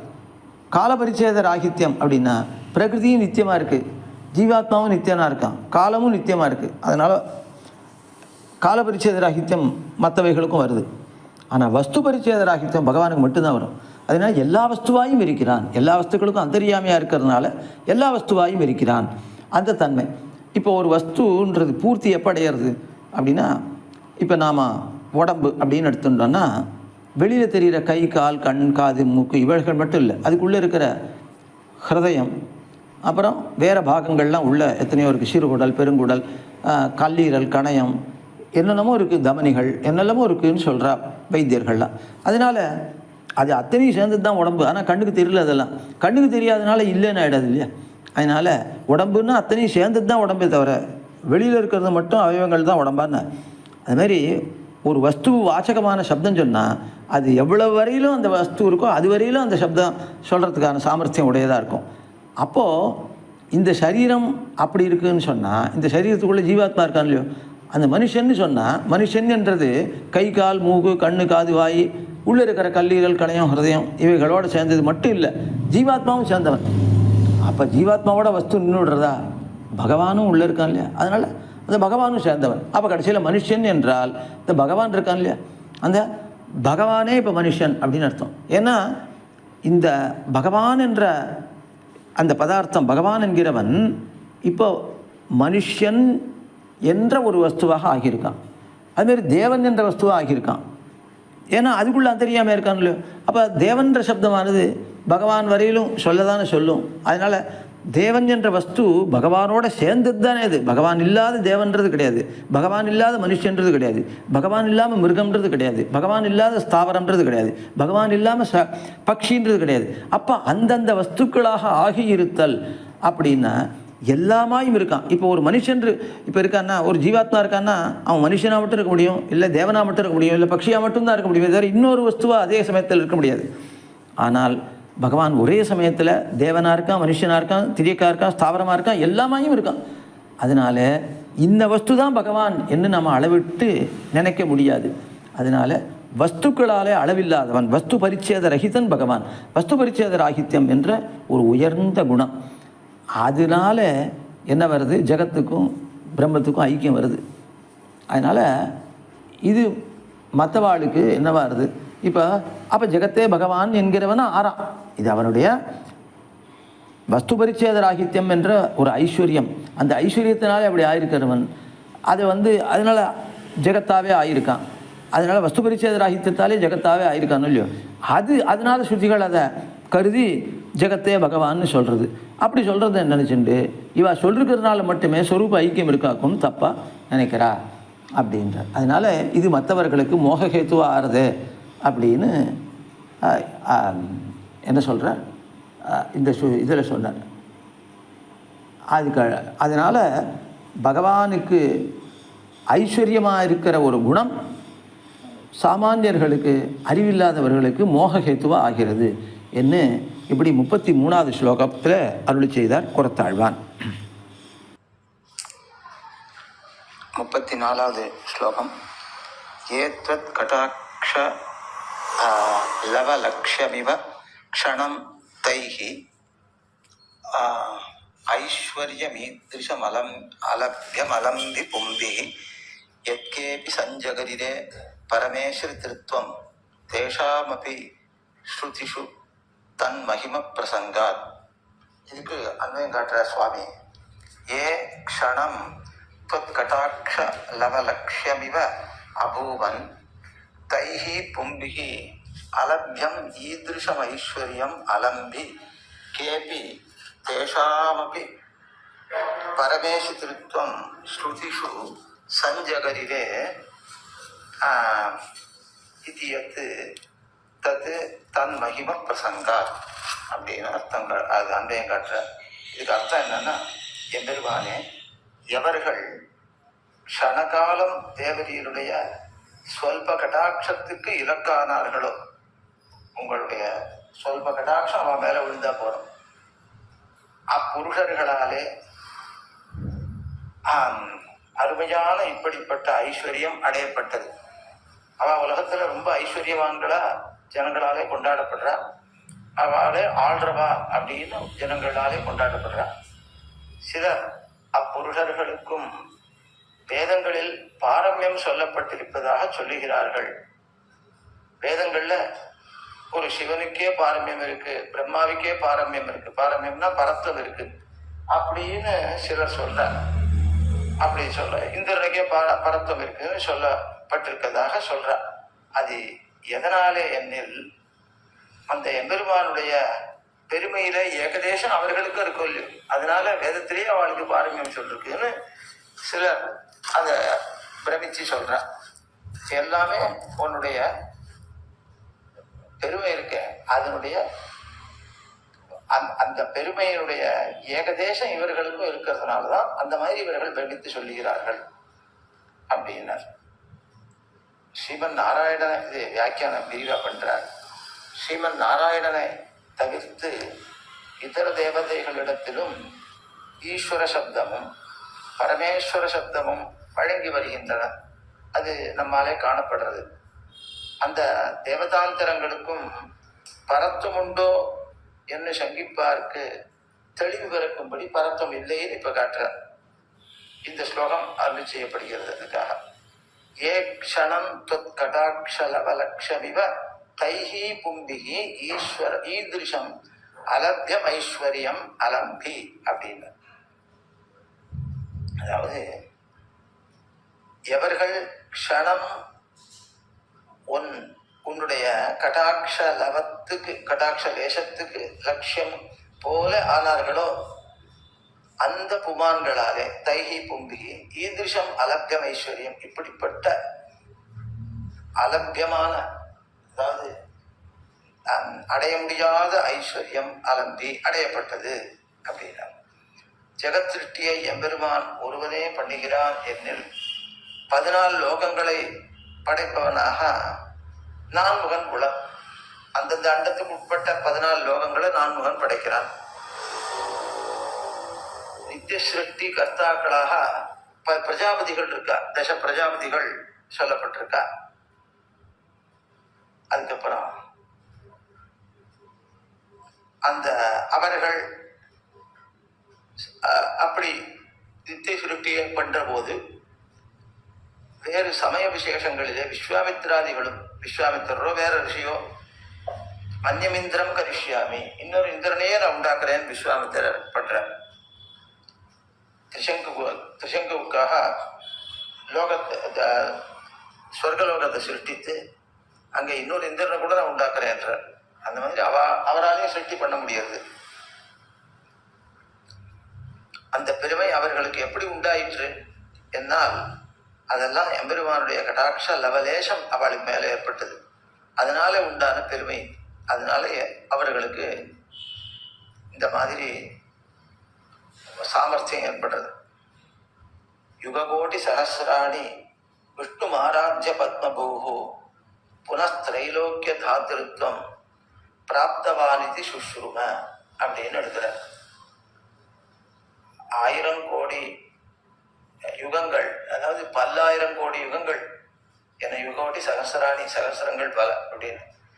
அதனால 10,000 கோடி யுகங்கள் விஷ்ணுவை ஆராதித்து அந்த பத்மபூஹு பெருமாள் நாபிகமலத்திலிருந்து உண்டான பிரம்மாவானவர் புனகா திரைலோக்கிய தாத்திருத்வம், திரும்பவும் இந்த திரைலோக்கியம் கிருதகம் அகிருதகம் கிருதகாகிருதகம் என்று பெயருடைய இந்த 3 வகையான லோகம் இருக்கே, அவைகளுக்கு தாத்திருத்தம், சிருஷ்டிகர்த்திருத்தம், சிருஷ்டிக்கிற தன்மை, அதை அந்த சிருஷ்டிக்கிற தன்மையை பிராப்தவான் அடைந்தான் என்று சுஷ்ருமாவே வேதங்களிலே கேட்கிறோம். அப்போ அந்த கிருதகம் அப்படின்றது கீழுள்ள 7 லோகங்கள், மேலே இருக்கிற பூகு பூஹா சுவஹா என்ற 3 லோகம், மொத்தம் 10 லோகம். அதல வித்தல சுத்தல தலாத்தல மகாத்தல ரசாத்தல பாத்தால, இந்த 7 லோகம். பூகு புவஹா சுவஹா இந்த 3 லோகம். அப்படி 10 லோகம். அந்த 10 லோகங்கள்ல 10 லோகங்களுக்கு பிரம்மாவினுடைய பகல் கால முடிவில் பிரளயம் ஏற்படும், அழிவு ஏற்படும். அதனால அதுக்கப்புறம் ஜனஹா தபஹா சத்தியம் என்று மேல இருக்கிற 3 லோகங்களுக்கு அப்ப அழிவு ஏற்படாது. அதனால அவைகள் அகிருதகங்கள். இந்த 10 லோகங்களும் கிருதகங்கள், அந்த 3 லோகம் அகிருதகங்கள். நடுவில் மகர்லோகம்னு இருக்கு. அதுல இங்க 10 லோகம் எரியறதுனால உண்டான அக்னி அங்க கொளுத்துறத அவளால அங்க வாழ முடியல. சித்த புருஷர்கள்லாம் இருக்கா. அவ அதுக்கு மேல ஜனர்லோகத்துக்கு போயிடுறா. மேல அதுக்கு மேல இருக்கிற ஜனர்லோகம் அதுக்கு போடுற. இப்ப யாரும் அங்க வாழல. அதனால அது கிருத்தகம். ஆனால் லோகம் அழியல, அப்படியே இருக்கு. அதனால அகிருத்தகம். அதனால கிருத்தகாகிருத்தகம்னு அதுக்கு பேரு, ஒரு லோகம் மட்டும். அதனால 10 லோகங்கள் கிருத்தகங்கள், 3 லோகங்கள் அகிருத்தகங்கள், ஒரு லோகம் கிருத்தகாகிருத்தகம். இப்படி 14 லோகம். இந்த திரைலோக்கியம்னு அதான் அதுக்கு பேரு. அந்த 3 வகைப்பட்ட 14 லோகம். அந்த திரைலோக்கிய தாத்திருத்தம்னா அந்த 14 லோகங்களுக்கான சிருஷ்டி கர்த்திருவத்தை பிரம்மா பகவானை இவ்வளவு காலம் ஆராதித்து பெற்றான் என்ன இந்த வாக்கியம் இருக்கு. ஒரு புராண விசாரம் இருக்கு. அப்படி என்பதை இங்கே அனுசந்திப்பது. கடாட்ச லவலட்சியம் அப்படின்னு, லட்சியம் க்ஷணம் அப்படின்னு ஒரு க்ஷணம் அடைஞ்சிருக்கா. அவனுடைய கடாட்ச லேசத்துக்கு லட்சியமா ஒரு க்ஷணம் ஆயிருக்கா அப்படி சொல்லாம இல்லையோ. கடாட்ச லவ லட்சியம் இவ அப்படின்னு இவ சப்தம் சொல்ற. அதனால அந்த பகவத் கடாட்சமும் நன்னா விழுந்ததோ இல்லையோ அப்படின்னு சந்தேகிக்கும்படியா ஒரு நிலையில அவர்களுக்கு இவ்வளோ ஒரு வைபவம் ஏற்படுறது. கடாட்சம் விழுந்ததோ விழுலையோன்னே சந்தேகம் இருக்குன்னாக்கா அதுக்கே இவ்வளவு வைபவம் இருக்குன்னா, நன்னா விழுந்து ஸ்திரமாவும் இருந்ததுன்னா எத்தனை வைபவத்தை அடையவான் தான் அப்படின்னு காட்டுறேன். அப்ப எம்பெருமானுக்கு எவ்வளவு பரத்தம் இருக்கு அப்படின்னு தெரியுது. அதனால லட்சியமிவ என்கையாலே அந்த பகவத் கடாட்சந்தானும் நன்னாக விழுந்ததோ இல்லையோ என்று சந்தேகிக்கும்படியான நிலைமை காட்டப்பட்டது. அத்தியல்ப கடாட்சத்தின் பலனாகவே பிரம்மா முதலானவர்களுக்கு இப்படிப்பட்ட பெருமை உண்டாயிற்று என்று சொன்னபடி, அலபியம் ஐஸ்வர்யம் சாமானிய புருஷர்களுக்கு கிடைக்க மாட்டாததான பெருமை என்றபடி அது அவளுக்கு கிடைத்தது. பிரம்மாவுக்கோ சிவனுக்கோ கிடைத்தது, அது இந்திரனுக்கும் கிடைத்தது. யத்கேபி இத்தியாதி.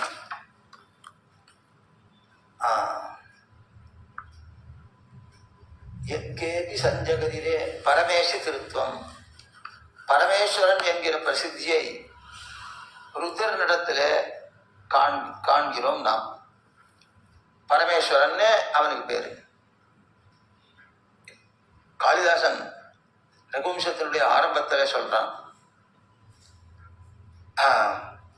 வாகர்த்தாவிவ சம்பிருக்தௌ வாகர்த்த பிரதிபத்தையே ஜெகத பிதரவு வந்தே பார்வதி பரமேஸ்வரவ் அப்படின்னு சொல்றான்.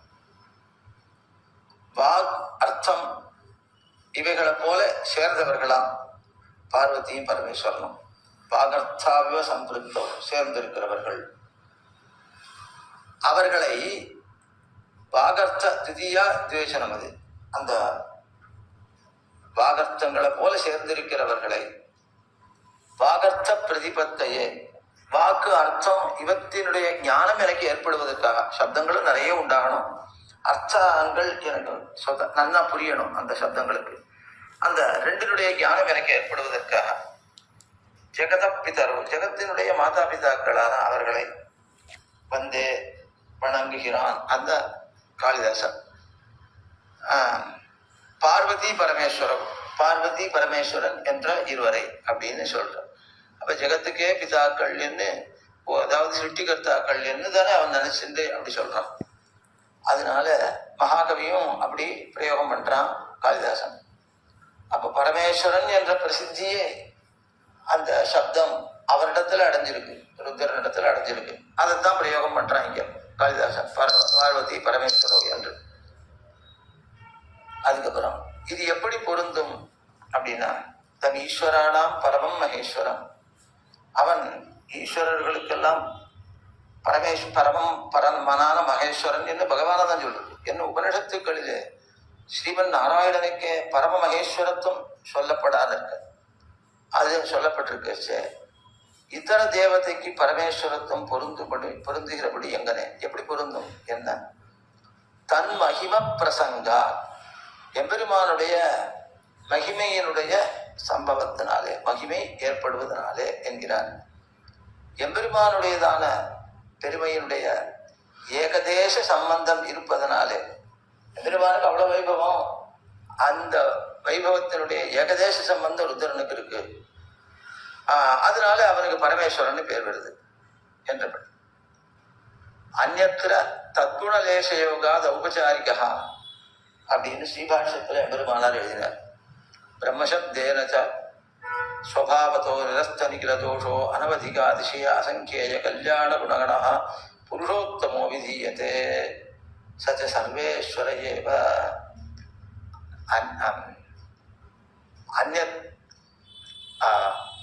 தஸ்மாதன்யத்ர தத்குணலேசயோகாத் ஔபச்சாரிகா அப்படின்னு பிரம்மசப்தஸ்தத்ரைவ முக்கிய விருத்தா தஸ்மாதன்யத்ர தத்குணலேசயோகாத் ஔபச்சாரிகா அப்படின்னு சாதிச்சார். இது என்ன அர்த்தம்னா, பிரம்மசப்தேனச்ச பிரம்மசப்தத்தாலோ என்றால் ஸ்வபாவத்தோ நிரஸ்த நிகில தோஷா, ஸ்வபாவமாவே எல்லா தோஷங்களும் அற்றவன், எந்த தோஷங்களும் இல்லாதவன். நிரஸ்த நிகில தோஷ அனவதிகாதிசய அசங்கேய கல்யாண குணகணா, எல்லையில்லாத எண்ணிலடங்காத கல்யாண குண கூட்டத்தை உடையவர், கூட்டங்களை உடையவர், கல்யாண குண கூட்டங்களை உடையவர். புருஷோத்தமோ அவிதியத்தை, அப்படிப்பட்டவன் புருஷோத்தமன் பகவான் தான், ஸ்ரீமன் நாராயணன் புருஷோத்தமன், அவன் சொல்லப்படுகிறான்.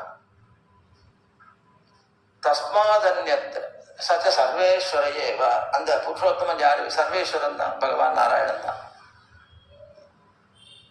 தஸ்மாதன்யத்திர, அந்த பகவானை தவிர்ந்த மற்ற இடத்துல தத் குணலேச யோகா, எம்பெருமானுடைய குணம் அதனுடைய லேசத்தினுடைய சம்பந்தத்தால், குணலேச சம்பந்தத்தால் ஔபச்சாரிகா, உபசாரமாக அந்த பிரயோகம் வருகிறது. உபசாரமாக பிரம்மா என்கிற சப்த பிரயோகம் வருகிறது. அவை இப்போ பிரம்மசப்தம் முக்கியமாக நாராயணனிடத்துல போய் சேருகிறது. மற்றவாளிடத்திலையும் பிரம்மசப்தம் சில இடங்கள்ல பிரயோகம் இருக்கு. முக்தாத்மாவை குறிச்சு கீதையில பிரம்மா என்று சப்தம் பிரயோகம் பண்ற. நிர்தோஷம் ஹி சமம் பிரம்மா அப்படின்னு ஒரு ஸ்லோகம் 5ஆம் அத்தியாயத்துல. பிரகிருதி சம்பந்தம் தான் தோஷம், அது அற்றவரான பிரம்மமானது சமம். அப்ப எல்லா ஜீவாத்மாவாகிற பிரம்மமும் சமம். நிர்தோஷம் பிரம்மஹி சமம் அப்படின்னு அன்வயம். அப்போ தோஷமற்ற பிரகிருதி சம்பந்தம்ன்ற தோஷமற்ற பிரம்மமானது, பிரம்மம்னா ஆத்மா, ஜீவாத்மா, அது சமமாக இருக்கிறது அப்படின்னு ஜீவாத்மாவிடத்திலையும் பிரம்மசப்த பிரயோகம் இருக்கு. தஸ்மாத் ஏதத் பிரம்மா நாமரூபம் அன்னம் ச ஜாயதே அப்படின்னு பிரகிருதியினிடத்திலையும் பிரம்மசப்த பிரயோகம் இருக்கு. அந்த பரமாத்மாவிடமிருந்து ஏதத் பிரம்ம, இந்த பிரம்மன்ற பிரகிருதி, அப்புறம் நாம ரூபங்கள், அன்னம், பிருத்திவி, இவைகள் உண்டாகின்றன அப்படின்னு சொல்லியிருக்கு. அப்போ பிரகிருதியினிடத்திலையும் மூல பிரகிருதியிலையும் பிரம்மசப்த பிரயோகம் இருக்கு. இது எதனால? தத்குணலேச யோகா. இப்ப ஜீவாத்மாவுக்கு ஞானம் விபுவா இருக்கு. அதனால பகவானுக்கு இருக்கிற விபுத்துவம் என்ற பெருமையில ஏகதேசம் ஞானத்தாலே விபுவா இருக்கை அப்படின்ற கேள்வி, அந்த சுவாவத்தினாலே ஜீவனிடத்துல பிரம்மசப்த பிரயோகம் வருது. பிரகிருதி ஸ்வரூபத்தினாலே விபுவா இருக்கும் இல்லையோ, அதனால அதனிடத்துலயும் பிரம்மசப்த பிரயோகம் வருது. அதுதான் தஸ்மாதன்யத்திர அப்படின்னா பிரம்மத்தை, பரமாத்மாவை காட்டிலும் வேற இடத்துல, சிவன் நாராயணனை காட்டிலும் வேற இடத்துல தத்குணலேச யோகா, பகவானுடைய குணலேசம் அதனுடைய சம்பந்தத்தாலே ஔபச்சாரிகா, அது பிரம்மசப்தம் வருதே, அது ஔபச்சாரிகமா இருக்கு அப்படின்னு எம்பெருமானார் ஸ்ரீபாஷ்யத்தில் அருள் செய்திருக்கார். அதை இங்கே ஸ்மரிக்க வேணும் என்று சொல்றார். இதோட 34வது ஸ்லோக வியாக்கியானம் முடிந்தது. அடுத்தது 35வது ஸ்லோகம். நித்யேஷு வஸ்துஷு பகவன் நிரபேக்ஷமேவ தத்தத் ஸ்வரூபமிதி கேசிதிஹ பிரமந்தஹ ஐஸ்வர்யமத்ர தவ சாவதி சங்கிரந்தே புருகுதே த்ரயீது நிருபாதிகமீஷனம் தே. இதுக்கு அன்வயம் முதல்ல காட்டுறார் இந்த ஸ்லோகத்துக்கு. 35வது ஸ்லோகம். பகவன்னு அழைக்கிறார் எம்பெருமானே. இஹ கேச்சித் நித்யேஷு வஸ்துஷு தத்தத் ஸ்வரூபம் பவன் நிரபேக்ஷமேவ இதி பிரமந்தஹ அத்ர தவ ஐஸ்வர்யம் சாவதி சங்கிரந்தே த்ரயீது தே ஈசனம் நிருபாதிகம் ப்ரூதே.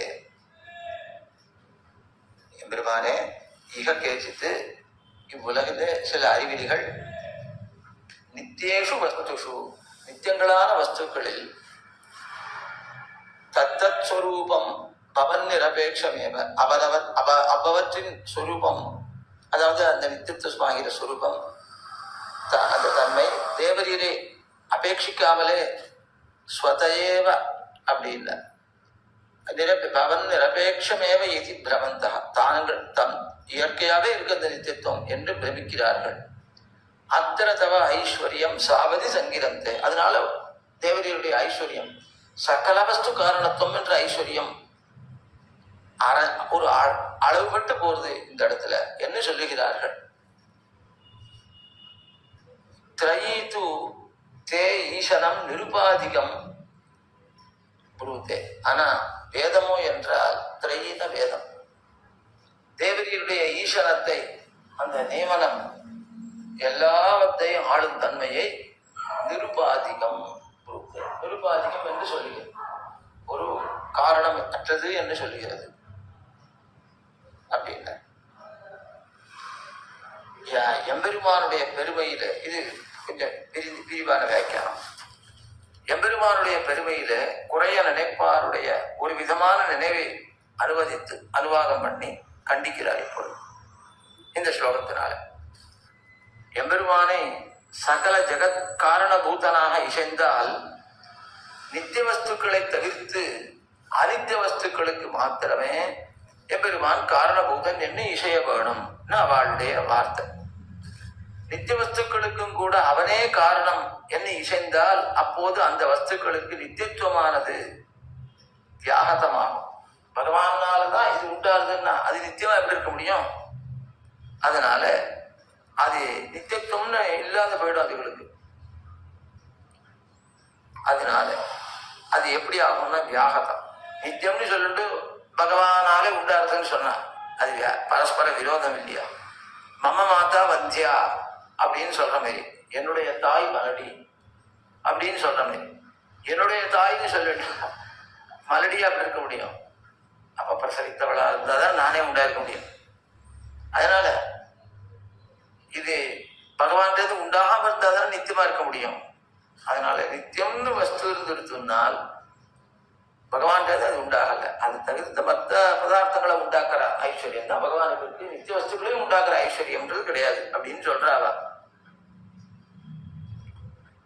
அதனால அனுபவம் தான். ஆகவே நித்திய வஸ்துக்களில் எம்பெருமானுக்கு காரணத்துவம் கிடையாதது என்றே கொள்ள வேணும்னு சொல்றார். இப்படி கொள்ளும் அளவில் சகல வஸ்து சுரூபமும் பகவானுடைய சங்கல்பாதீனம் என்ற வாதம் குலைந்ததாக ஆகும். அப்போ திராவிட வேதங்களும் சொல்லுகின்றன, சம்ஸ்கிருத வேதங்களும் சொல்லுகின்றன.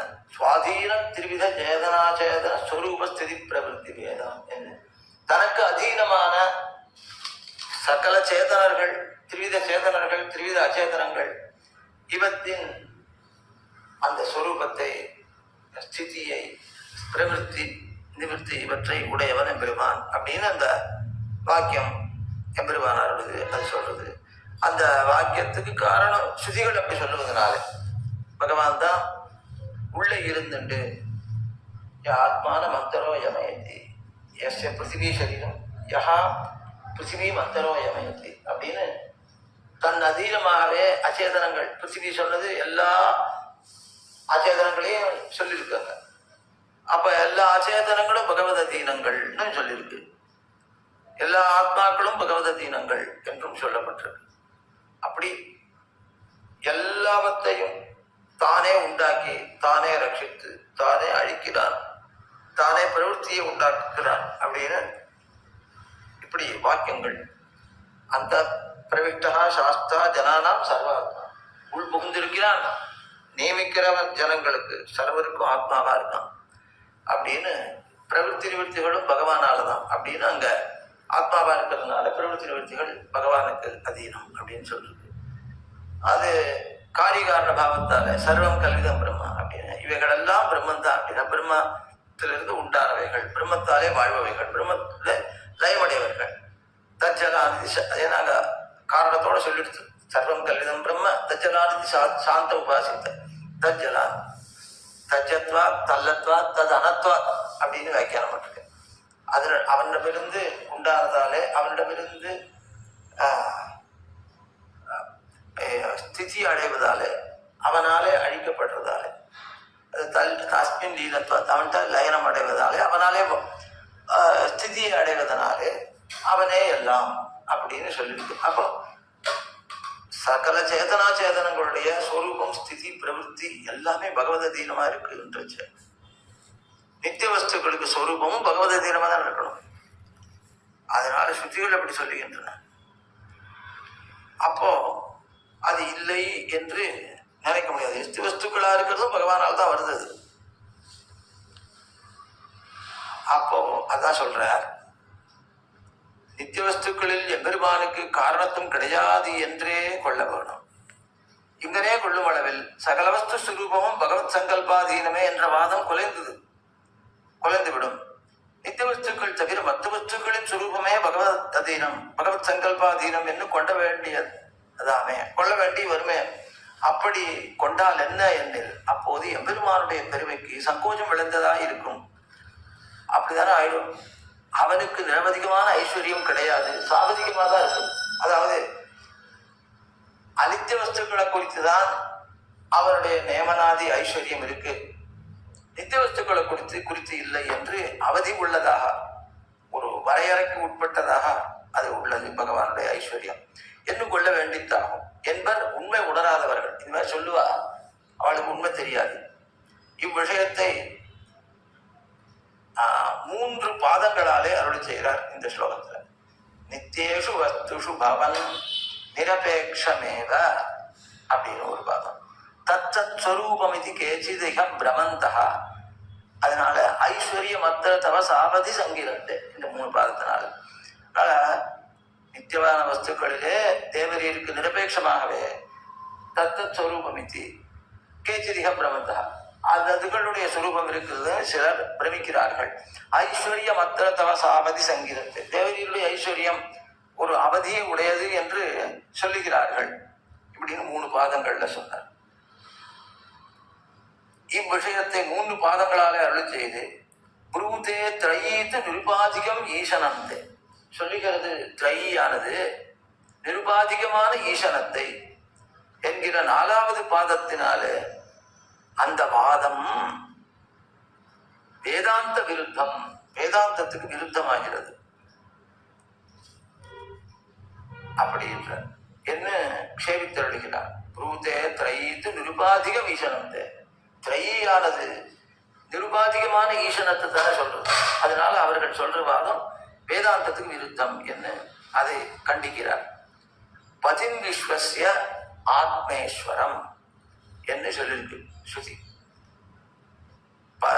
விஸ்வஸ்ய பதி, ஜகத்துக்கெல்லாம் பதி, தனக்கு தானே ஈஸ்வரன் அப்படின்னு சொல்லுது. அப்போ அவைகளுடைய பெருமை, நித்திய வஸ்துக்களுக்கு மட்டும் பத்தி இல்லையா பெருமான்? எல்லாருக்கும் பத்தின்னு சுற்றி சொல்ற பிரச்சனை. அப்ப நித்திய வஸ்துக்களுக்கு பத்தி அல்லன், அவைகளை ஒழிந்தவைகளுக்கு பத்தி. பத்தினா ஆள்றவன், சேஷி அப்படின்னு அர்த்தம். பதி சப்தா சேஷினி ரூடகா அப்படின்னு சிவபிரகாஷ்கர் சொல்லிருக்க. பதி சப்தமானது சேஷி, அதாவது ஆள்றவன்.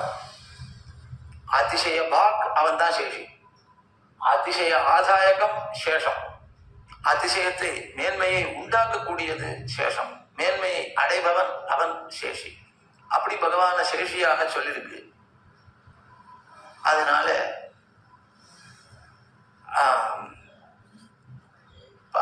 விஸ்வச பதி என்பதனால விஸ்வத்துக்கும் சேஷி என்று சொல்லிருக்கு. அதனால அது இல்லைன்னு சொல்லக்கூடாது. நித்திய வஸ்துக்களுக்கு அவன் சேஷி அல்லன்னு சொல்லக்கூடாது. அது வேதாந்த விருத்தம்.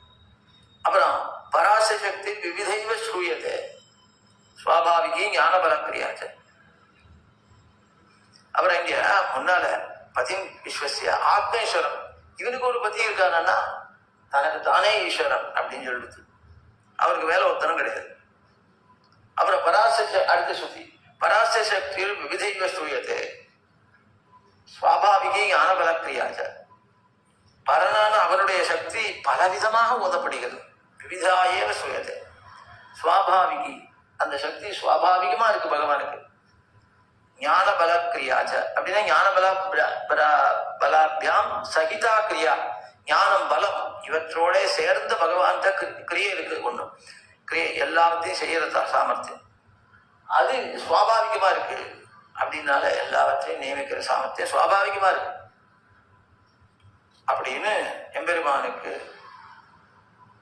இந்த ஸ்ருதி வாக்கியங்கள் நிரவதிகமான பெருமையை சொல்லுகின்றன. அதை நித்திய வஸ்துக்களுக்கு அவன் பத்தி எல்லாம் என்ன சங்குச்சிதமாக்குறது தப்பு, அது உச்சிதம் என்று அர்த்தம். அப்போ ஒரு கேள்வி வருது, நித்திய வஸ்துக்கள் இடத்திலையும் பகவான் காரணனா இருக்கான் என்றால் அதை இசைய முடியுமா என்னால் அடுத்த ஸ்லோகத்தாலே அதுக்கு பதில் சொல்றார். 36வது ஸ்லோகத்தால். அதாவது அது சுருக்கமா அது என்ன சொல்றான்றதை சொல்லிடுறேன். அதுக்கு அடுத்த சுவாமி அதை அனுபவிப்பார். இச்சாதையேவ தவ விஸ்வபதார்த்த சத்தா நித்யம் பிரியாஸ்தவது கேச்சன நித்யாக நித்யம் त्वदेक பரதந்திர நிஜஸ்வரூபா சாவத்க மங்கள குணாகி நிதர்சனம் நா அப்படின்னு. அதனால தேவரீருடைய இச்சையினாலே தான் எல்லா பதார்த்தங்களுடைய சத்தை ஏற்படுறது. வாஸ்தவம். நித்திய வஸ்துக்களுக்கு ஆமா அதுவும் நித்திய இச்சையினாலே அதுக்கு சத்தை ஏற்படுறது, சத்பாவம் ஏற்படுறது, ஸ்திதி தொடர்ந்து வர்த்தமானத்துவம் என்ற ஸ்திதியும் ஏற்படுறது. முதல்ல சொரூபம் இருக்கிறது, நித்திய சங்கல்பத்தாலே நித்தியமா இருந்துட்டே இருக்குது. இன்னைக்கு இருக்கட்டும், இன்னைக்கு இருக்கட்டும், இன்னைக்கு இருக்கட்டும். அனாதி காலமா அவன் சங்கல்பம் பண்ணிட்டு இருக்கான், அனாதி காலமா இருந்துட்டு இருக்கு. அனந்த காலமா சங்கல்பம் பண்ண போனா அனந்த காலமா இருக்க போகுது. வர்த்தமான காலத்துல சங்கல்பம் பண்ணிட்டு இருக்கான், அதனால இருந்துட்டு இருக்கு. அதனால நித்திய சங்கல்பத்தாலே நித்தியங்களாகவே சில வஸ்துக்கள் இருக்கின்றன. அதனால பகவதீகமாகத்தான் நித்திய வஸ்துக்களுக்கும் சத்தை இருக்கிறது. அதுக்கு தேவரீருடைய கல்யாண குணங்களே திருட்டாந்தங்களா இருக்கின்றன. தேவரீருடைய நித்திய சங்கல்பத்தாலே தேவரீருட்ட கல்யாண குணங்கள் இருக்கின்றன. அதே மாதிரி தேவரீருடைய நித்திய சங்கல்பத்தாலே நித்திய பதார்த்தங்கள் இருக்கின்றன என்று சொல்ற. அதனால நம்ம சந்தேகம் நிவர்த்தமாயிடும். அது எப்படி நித்திய வஸ்துக்களுக்கு பகவான் எப்படி காரணம் ஆக முடியும் அப்படின்ற சந்தேகம் இப்படி நீக்கப்படுறது. அவனுடைய நித்திய சங்கல்பத்தாலே அதுகள் நித்திய வஸ்துக்களா இருக்கின்றன. அதனால நித்தியத்துவத்துக்கும் குறையில்லை, பகவத் அதீனத்துவத்துக்கும் குறையில்லை என்று அடுத்த ஸ்லோகத்தாலே புறத்தாழ்வான் அருள் செய்கிறார். இதோட இந்த 35வது ஸ்லோகம் முடிந்தது. பற்பமெனத்திகள் பைங்கழலும் தன் பல்லவமே விரலும், பற்பமென திகழ் பைங்கழலும் தன் பல்லவமே விரலும், பாவனமாகிய பைந்துவராடை பதிந்த மருங்கழகோ, பாவனமாகிய பைந்துவராடை பதிந்த மருங்கழகோ, முப்புரி நூலோடு முன்கையில் ஏந்திய முக்கோல் தன்னழகும், எப்பொழுதும் யதிராசன் வடிவழகு என் இதயத்துள்ளதால், இல்லை எனக்கெதிர், இல்லை எனக்கெதிர், இல்லை எனக்கெதிரே, இல்லை எனக்கெதிர், இல்லை எனக்கெதிர், இல்லை எனக்கெதிரே, இல்லை எனக்கெதிரே, இல்லை எனக்கெதிரே, இல்லை எனக்கெதிரே.